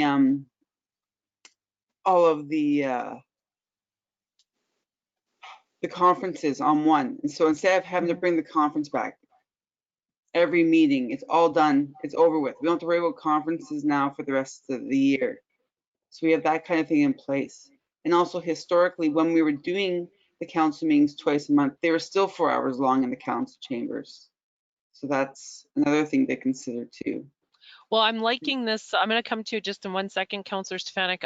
I'm liking this idea of setting a special meeting to deal, because what I've found over the last few months is we have these heavy discussion topics, and you don't want to rush through them because they need the discussion of council, and you want to make good decisions. But at the same time, we have the rest of our meeting that needs time as well. So that might be the avenue to take, is pull some of these things that are discussion items or strategic planning items and have a special meeting just to deal with those. And then it's an hour and a half and we're done. I'm going to go to Councillor Stefanic first, then I'll come to you, Melissa. Councillor Stefanic, go ahead. Yeah, through Mayor, a couple items. Number one, case in point, the information was brought regarding the different conferences. I took the time and the effort to read it, understand it, chose one. I assume everybody else will do it at this meeting. So what happened, we're delaying this to the next meeting, and I'm seeing a lot of issues over the last 2 years happening. So that's extra time. Number two, for the in-camera, I agree with you. Closed session is getting pretty tiring late at the evening. I noticed watching other council members, council meetings, they have their in-camera at the beginning of the meeting. And you're sharp, you're fresh, decisions are made, not at, as you said, 9:15, 9:30. So that's a recommendation to administration and council. Thank you. To switch it up. Thank you for that, Drago. Yeah, I think part of the issue too with some of, like with the getting the information, say for all the conferences, some of this stuff, if some of the items actually, if we're following our procedures, would be in notices of motion that those are coming. So those items would have been sitting there already. So people have a longer time than, like I know for myself, I didn't get to see the package till Monday night. And then I worked all day yesterday and then again today. So I did not have the time to preview it all in that short amount of time frame to go through a full year of things. So, but in the way that our procedure bylaw works, that's what would be coming, correct? Am I correct in assuming that? Yes. So then you have a longer time. And we are working towards that. And the meeting dates were given at the last meeting though, but the conference dates, I mean, but we are working towards, you know, doing that and having more notice for things. And it's just, we do it when we can, but it's more or less we're keeping our heads above water is what we're doing. Even I mean, we were doing that you know, prior years too, and we're doing much better at it. Things are I can actually see a difference, and we're getting a lot more done. But we're still at that stage of it's going to take another 6 months, I think, or a year until we feel, you know, until we accomplish this huge you know, 100 recommendations and start going through the strat plan and get our, working with our asset management plan properly, and all those things that should have been going on all along have to be amalgamated, and it's a process, and I think, we're getting there, but I think it's again something that's not going to happen overnight, right? No, and it takes adjustment, right? Go ahead, Melissa. Sorry about that. That's okay. I was just mentioning to Gail today, you guys were talking about the meetings going late at night and making decisions late at night. Maybe it's something to consider to not have the meetings at night and have them in the afternoon. I know that Shannon did some research of the surrounding communities, and that's some of them were doing that, having 2 meetings a month, and 1 meeting is in the evening and 1 meeting is in the afternoon. So maybe that's something council would like to consider. Okay, so there is ways to, thank you for that, Melissa. I think, I'm not sure if we are all available in the daytime for meetings. We'd have to, no way, no. Okay, but the one, I am liking that moving forward with the council dates that are proposed with 1 meeting, if we were to go with that proposal in the, that's the first calendar in Shannon's report, for June, and then we could set special meetings. If those meetings are getting too bulky, we could pull some items out and set a special meeting to deal with just those items. How does that sound, council, for moving forward for this, like trying to navigate through this COVID time and this next 6 months? Agree. Agree? Okay, agree? Okay. Can I? Yes, go ahead. Yes, you can. Councillor Paroff, go ahead. I do agree with what direction we're moving in. I just want to state that although I do read all the documentation that comes in, and it's very good now, it's very informative, but what really gets me is when we're in discussion and everybody else reads that same document differently than I do. So I get a different point of view. So my decision quite often is different than what I originally came in with. And I don't want to lose that, right?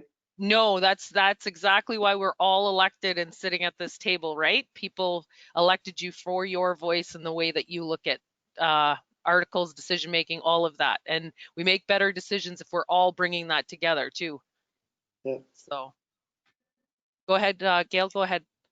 So what I'm thinking is, as we also see things come up and we're working on, just say, procedural bylaw is a bad example because that needs to be a special meeting anyways, but just say we're working on a bigger, we know that's coming up, we're working on that bigger bylaw. Well, right away, we'll kind of set it aside and think, okay, well, when we set the next special meeting, that'll be one of the items, sort of thing. So, that also wouldn't have to be, wouldn't have to wait for a council meeting to make those decisions.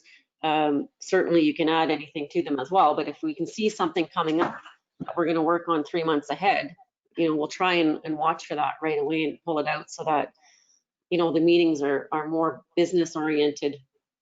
The regular meetings would be more business oriented. And then, like you say, pull out the discussion, but, look at it with an eye like that.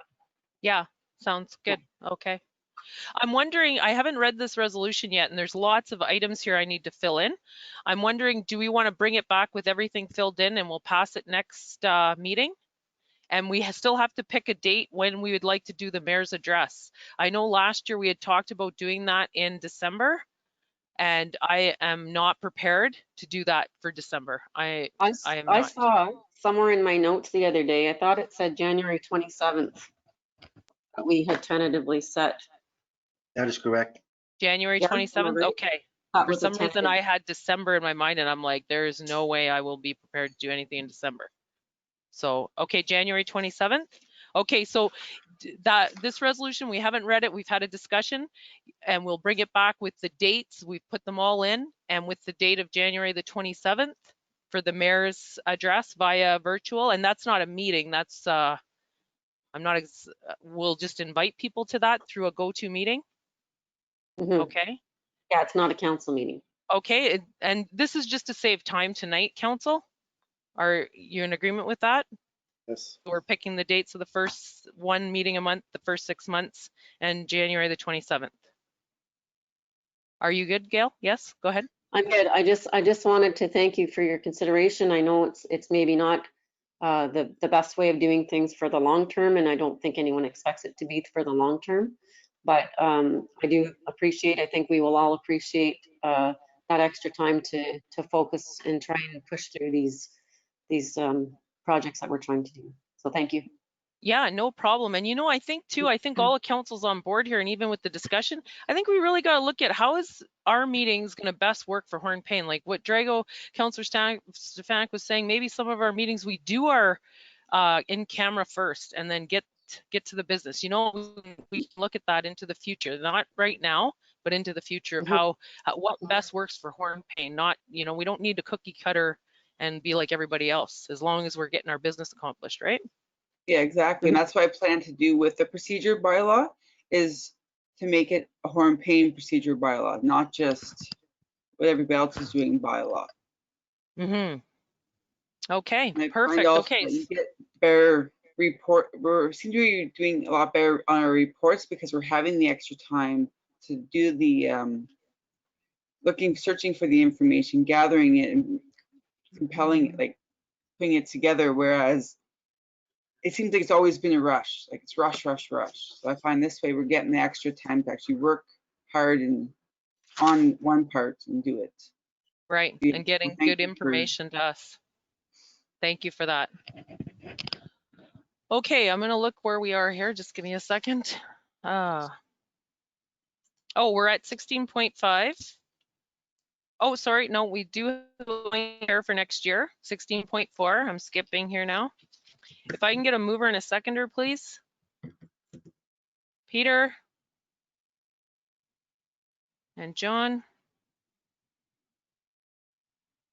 So moved by Peter Kistemaker, second by John Paroff. Be it resolved that the Council of the Corporation, the Township of Hornepayne, does hereby appoint Councillor Blank to act as chair for any meetings for 2021 that Mayor Cheryl Fort is unable to attend. So we have two of yous left, Councillor Stefanic or Councillor Belinda Kistemaker. I'm totally going to call you two out. Ladies before and gentlemen, it's all yours, Belinda. I think it's my turn, isn't it? Belinda went first here, didn't? Oh, Is did that she? correct? I'm sorry. There, I'm skipping over You you. can do it again, Belinda. It was planned. John, I'm so sorry. No, I almost got away with it. I shouldn't have said anything.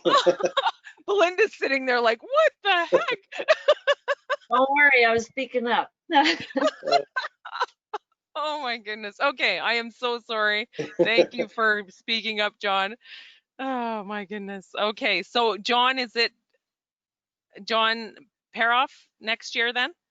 Drago, you're in That's agreement? fine. Okay. Unless Drago wants to go. Oh, Drago will go in 2022? I'll be last. Yes? Thank you. You'll be last? Okay. I'm filling in John Paroff's name now. My goodness.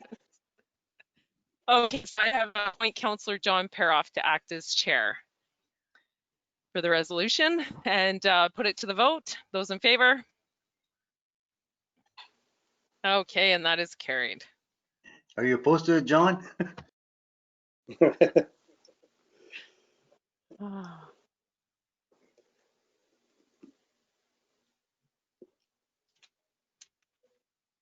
Our years are going by too fast, I think.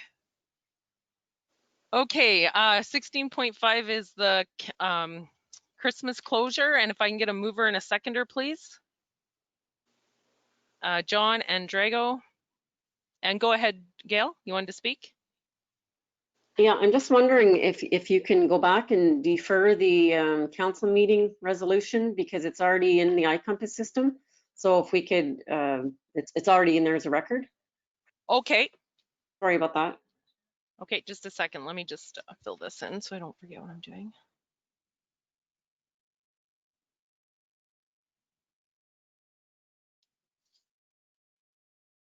Okay, so I just took a mover and a seconder for the Christmas. Let's just continue that and then we'll move back. Moved by John Paroff, second by Drago Stefanic. Be it resolved that the Council of the Corporation of the Township of Hornepayne does hereby authorize the CAO clerk or designate to close the municipal office for Christmas break on an annual basis between Friday before Christmas to the week the first weekday following January 2nd, as per the collective agreement. Any discussion on the motion, or did you want to speak to this, Shannon? This is an annual basis motion. I could let Gail speak to it maybe, but Okay.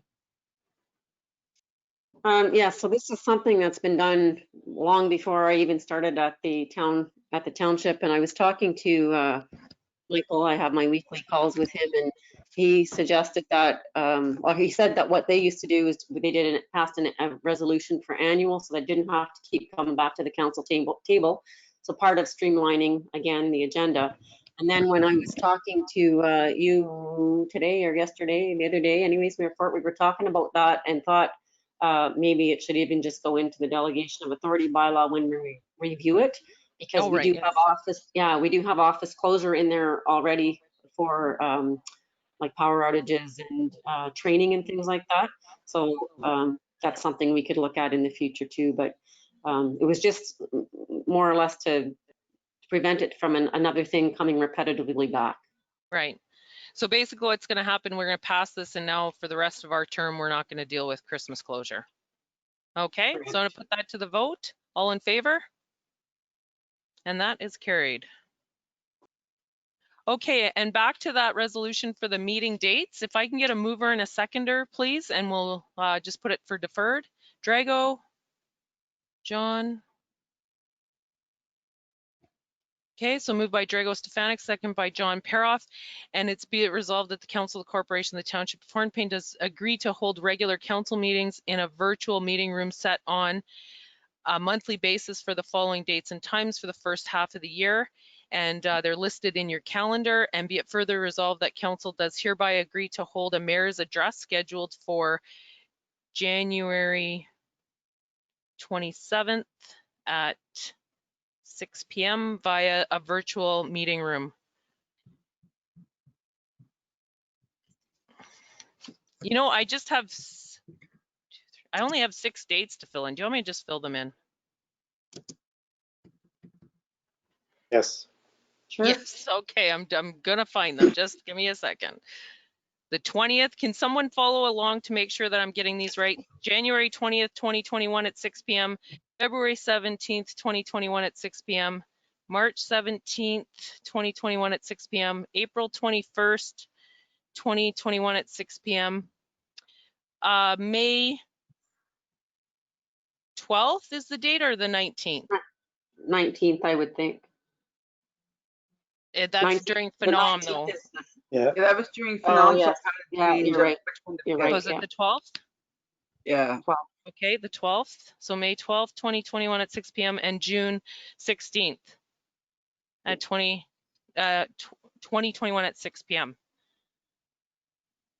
Okay, so I have the whole thing filled out now. Do we want to put it to a There we go. vote? Okay, all those in favor? Any opposed? And that's carried. Here, I was getting lazy earlier. I was trying to, get out of all that writing. So are Okay, we gonna get a list of those dates? Because I didn't mark them in my calendar. Yes, Okay. Yes, if we have to be here, you have to be here, John. there's no getting out of it. Okay, now we are on 16.6, and we have a report. Do you want to speak to this, Shannon? I was a busy bee doing these reports. Well, it's pretty much summed up my report, but I just took the initiative to take a course for to perform wedding ceremonies for our municipality. I realize that there's a need for that, and we don't have that service in our community, and even surroundings communities don't have the services really anymore. So I just went ahead, and there was a good opportunity since it was online this year instead of having to travel for it. So that's where I'm at. Okay, right on. Go ahead, Councillor Stefanic. Thank you, Shannon. Can you put me in for the first date? I can even do wedding renewal of vows. Oh, okay. Oh, Okay. I thought After that might help COVID, bring so we can all tourism to come. the community as well. Well, thank you for that. Go ahead, Gail. So I just wanted to let you know that there's one more step we need to do, which is to pass a bylaw authorizing Shannon to perform the ceremonies, which I have to then submit to the registrar's office. I was actually speaking with them today, so that is going to be brought forward at the December 9th meeting, because we also need to set fees, which are going to be talked about at next week's meeting. So it's gonna all fall into place, and hopefully we'll have everything ready for you for the new year once we hear back from the registrar's office. So I Yeah. think that's a great service for the community, and you are welcome to do it, Shannon. Right on. Great initiative. So you can spread the word. You can have people travel from all over to come to the Well, center of Ontario to get married. We can make this that's big. right. Yes. We can have our own little chapel out there. Yeah. Okay, thank you. Okay, moving on now to 16.7 council committee updates, and we'll do a round table, and start with Councillor Paroff. You're the first person I saw on the screen. okay, thanks. Largely what happened in the last month, I guess, is I had a Thunder Bay Municipal League meeting.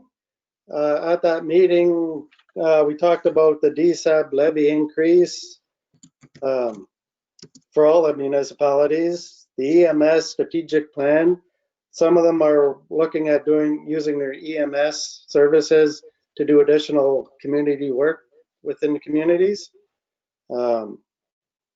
And the other one was somebody had mentioned the library board, using the library board, converting it to a township, a department of the township, rather than its own individual committee or whatever we have right now. And they say there is a cost savings there.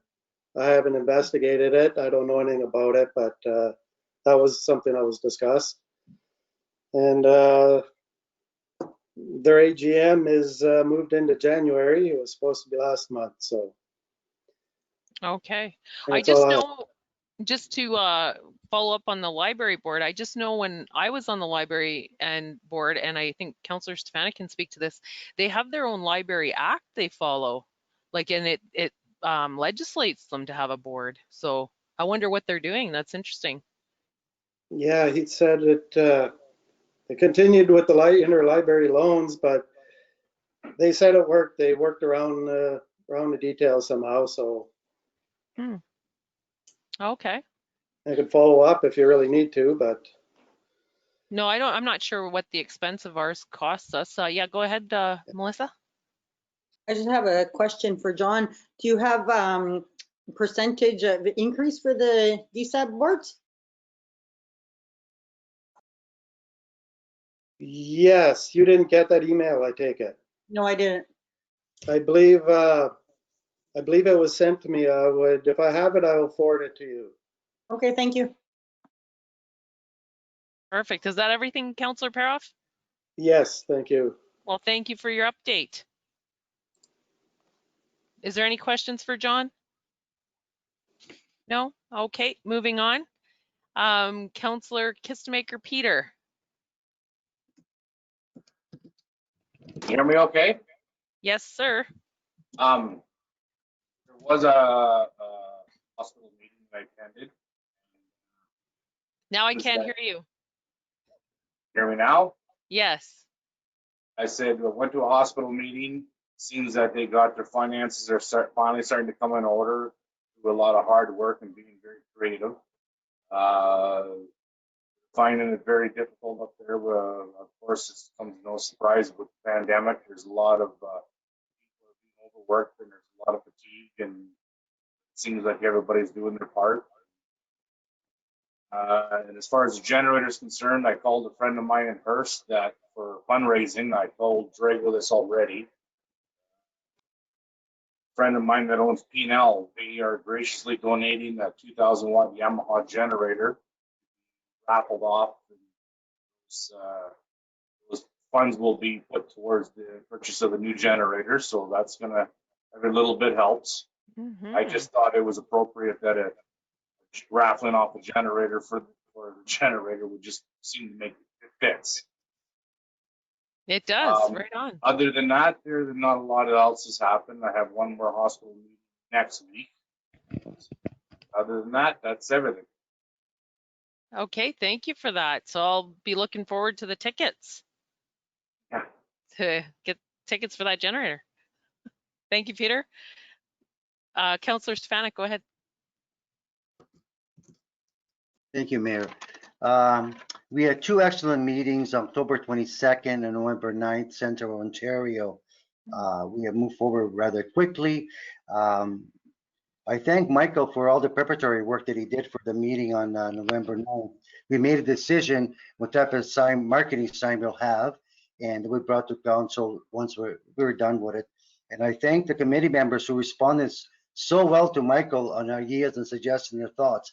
He said excellent response from our committee, and I thank Michael and thanks Stacy for all the background work as well. We're still having library board meetings virtually, and I thank Darnell and the staff. They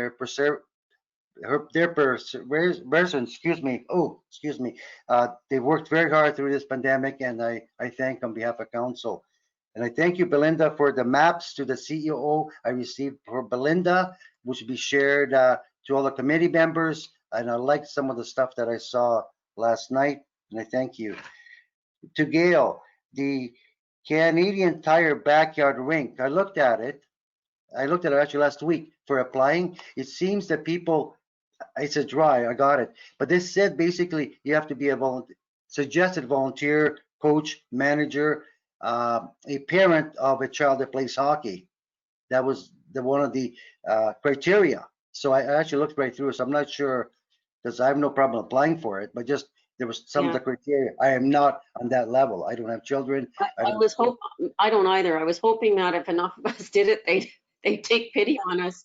I know I had seen it last week as well, and I had filled out an application, but then I noticed afterwards on the weekend, I saw various people in town have done it as well. So, I mean, you know what, if they disqualify it, they disqualify it, but you never know, right? Yeah. Right. Go ahead, Shannon. Oh, Drago, thank you. Just want to talk about that. I actually just filled out the application for it, and there is a spot for other. So in the other, I put in there that I'm a municipal employee as well. But I also ticked off, like, I play hockey, I have kids in hockey, but there is a spot for others. So you can fill in the counselor as well from your point of view. True. And that is all, Madam Mayor. Thank you. Thank you, Councillor Stefanic. Any questions for Councillor Stefanic? And any questions for Councillor Kistemaker as well? I didn't ask. No, we're good. Okay. Councillor Kistemaker, Belinda. You're good? Okay.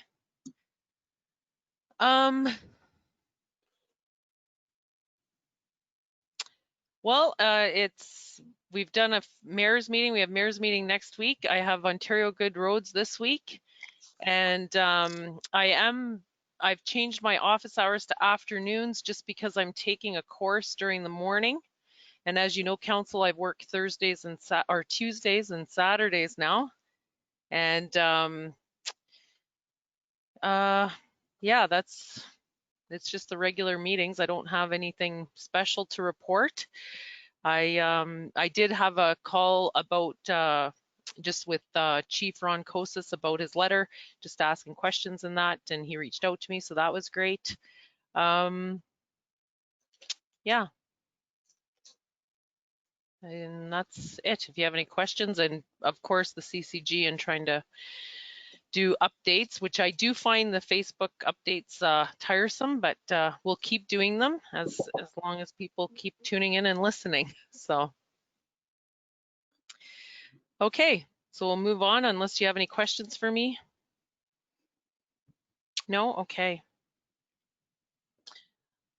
Okay, 18, we're at bylaws. If I can get a mover and a seconder, please. And this is for the, sorry, just a second. Let me make sure I got the right one. Yep, the borrowing bylaw, please. Peter.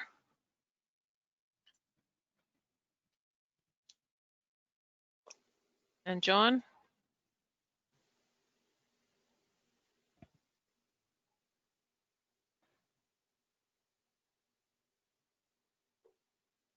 Moved by Peter Kistemaker, second by John Paroff. Be it resolved that bylaw number 1820, being a bylaw to authorize the borrowing of money to meet current expenditures of the Council of the Corporation of the Township of Hornepayne, be hereby read a first and second time and be considered read a third time and finally passed. Any discussion on the bylaw or question? No? I just had one, Melissa, was, so every year when we pass this, just because I've only done, this is only my second one that I've signed, it's $1 million, but then it reverts, like we just use it, pay it back, and then we get a new one every end of the year, right? It's actually just our overdraft. We don't usually go into it. Okay. It's just there in case we need it to Okay. until we collect the taxes. Yeah. Okay. I just wanted to go ahead, Gail. I just actually have a question when we're talking about bringing things back annually. Is that, I think that's an annual requirement of the bank, is it not, Melissa? That's not, is that something we can't just do? Yeah. Because I guess they must review our accounts and whatnot, right? Yeah, every year I have to send them our budget and our audited financial statements, and then they review and then request the bylaw. Okay, great. I just had to double check because I was like, I gotta come good for $1 million. I'm gonna get gray hairs after this. Okay. Okay, we're gonna put that to the vote. Those in favor? Okay. Belinda, are you in favor? Yes, okay. Any opposed? And that's carried.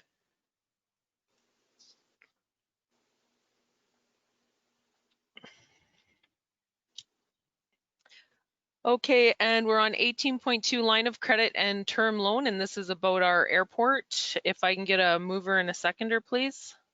Drago. And a seconder, I had my head down. Belinda.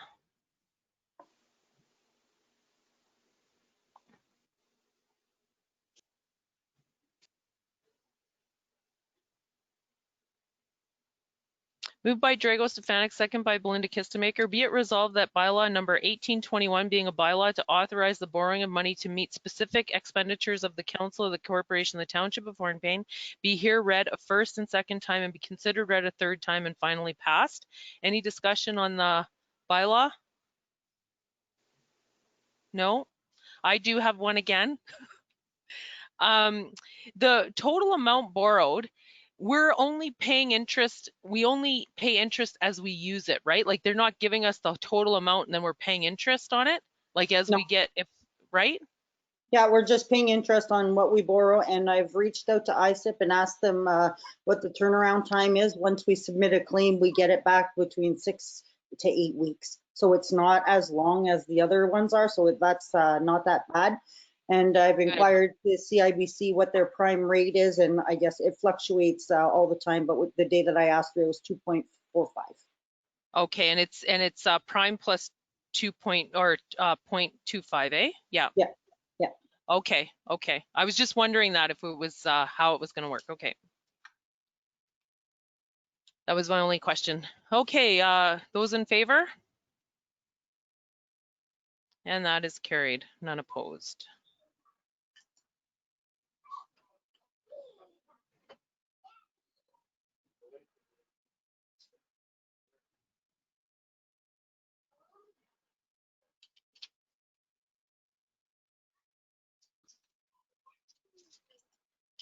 There's 2 copies. Do I need to sign both copies of the bylaw? There's only a sticker on one. There's 2 copies. Are they both on bylaw paper? No, one's a copy. Okay, no, just the one then. Okay, and then on the actual page itself, there's It's the corporation, the township of Hornepayne signature, and I put my name and title in there. Yes. Okay.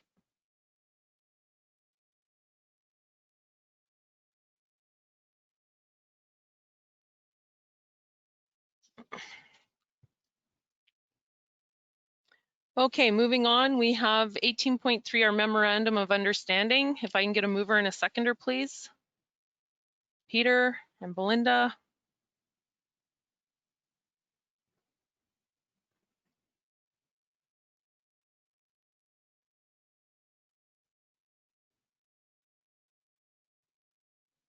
Okay, moved by Peter Kistemaker, second by Belinda Kistemaker. Be it resolved that bylaw number 1822 being a bylaw to authorize the execution of a memorandum of understanding with the Hornepayne Snowmobile Club Incorporated for land use permission be hereby read a first and second time and be considered read a third time and finally passed. Any discussion on the bylaw? Gail, did you want to speak to it or? Just that this was brought to our attention just recently, and I guess brought to the Snowmobile Club's attention too, that there's supposed to be MOUs in place. I guess they were supposed to be in place all along, and the people running the Snowmobile Club, I guess, weren't aware, and we weren't aware. So now they're just putting, to satisfy OFSC, putting, like, you know, formalizing everything. So, and that's a standard OFSC MOU. So. Everything should be fine with that. It was Matt Reed that I dealt with, and he's happy with what we've got together there. So great. And then what we were thinking, we did it for this year because we oh my God, now I'm going to forget what my discussion was with them. I said we'll do it for this year, and then we'll plan because of the sale of the land at the Hallmark, you know, at the for the hotel. That's not actually, it's not going to be ours, right? So I said, like, let's just do it now, and we'll do a better because he had to have something for the start of the season. So I said, let's, you know, work on it and do it earlier, you know, May, June next year, and start thinking about how and word this so that it can be, again, not something that'll have to come back, but to do it, make sure it's done properly. Right, because we could do them for a course of years too, right? Like a 5-year MOU. I'm not sure. Am I freezing or is Gail freezing? Gail. Gail? Okay. Yeah. I see everybody else freezing, but. Okay, so this is for 1 year. It'll come back to us, and then we'll do. And so I'm going to put it to the vote. Those in favor?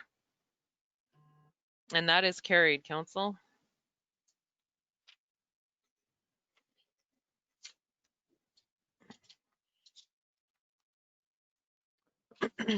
Okay, and moving on, we're into our closed session, coming to our closed session. If I can get a mover and a seconder for this next portion. Drago and Peter.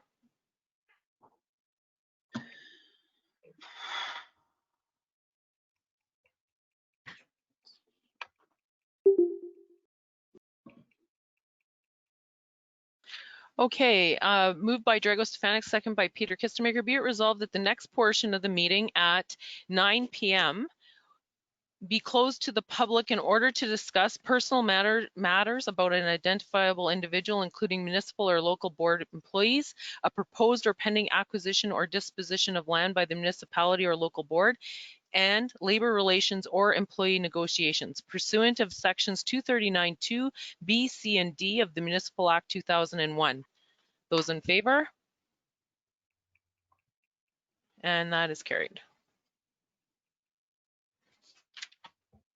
Okay, so we have our meeting links, and we'll meet you back in that other link.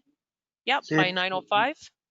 The reason is, Madam Mayor, I have no idea if I could get back into the go-to meeting now. I had difficulty 7 minutes to get on. So please, if not there, please continue. I'll try my best to get back on. Okay. Thank you for that, Drago.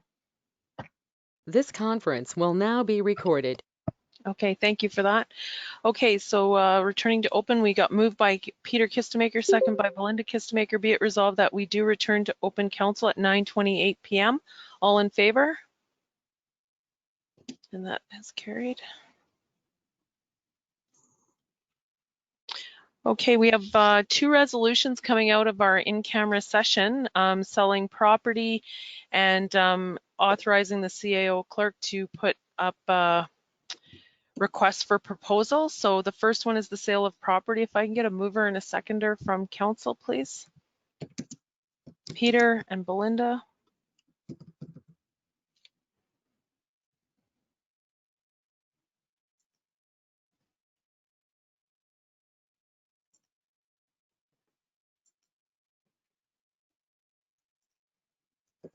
Moved by Peter Kistemaker, second by Belinda Kistemaker.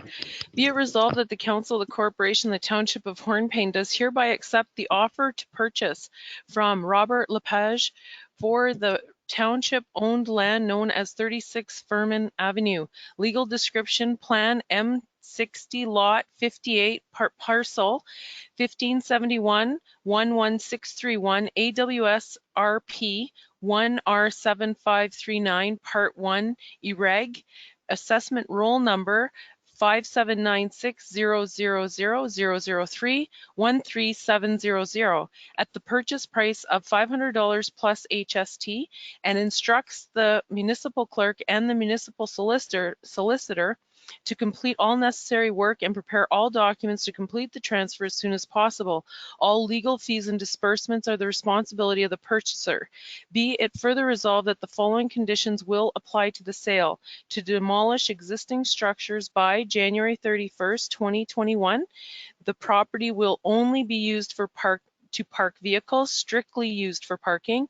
Be it finally resolved that Gail Jeremy, CAO clerk, is hereby authorized to sign all necessary documents on behalf of the municipality to complete the transfer. And I put that to the vote, council. Those in favor? And that is carried. None opposed. And our second motion is for the proposals. If I can get a mover and a seconder, please. Drago and John.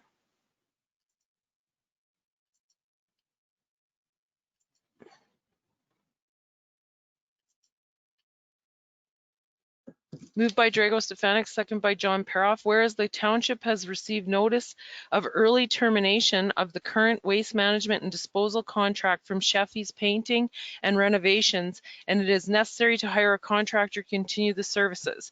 Be it resolved that the council, the corporation, the township of Hornepayne does hereby authorize Gail Jeremy, CAO clerk, to issue a request for proposals for the waste management and disposal contract, including operation of the landfill transfer station, with contract set to expire December 31st, 2023. And I put that to the vote. Those in favor? Okay, and that is carried, none opposed.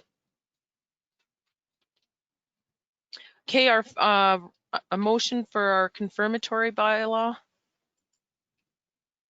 Oh, sorry, a mover and a seconder, Peter. Belinda.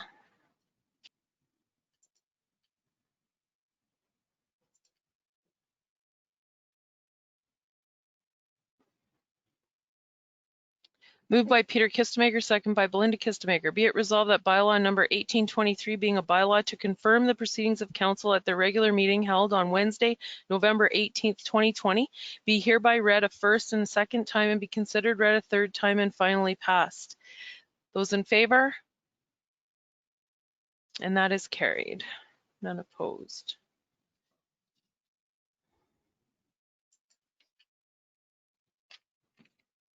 Okay, and finally, it's at our adjournment. Motion to adjourn. I mover, Drago, and Belinda.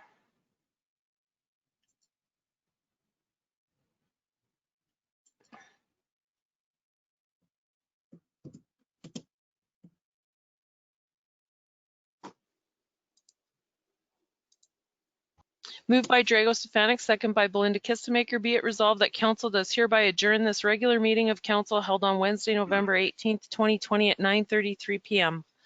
Those in favor? And that is carried. Okay, council. Thank you. Thank you, everyone. Night, everybody. Bye-bye. Right. Night. Good night.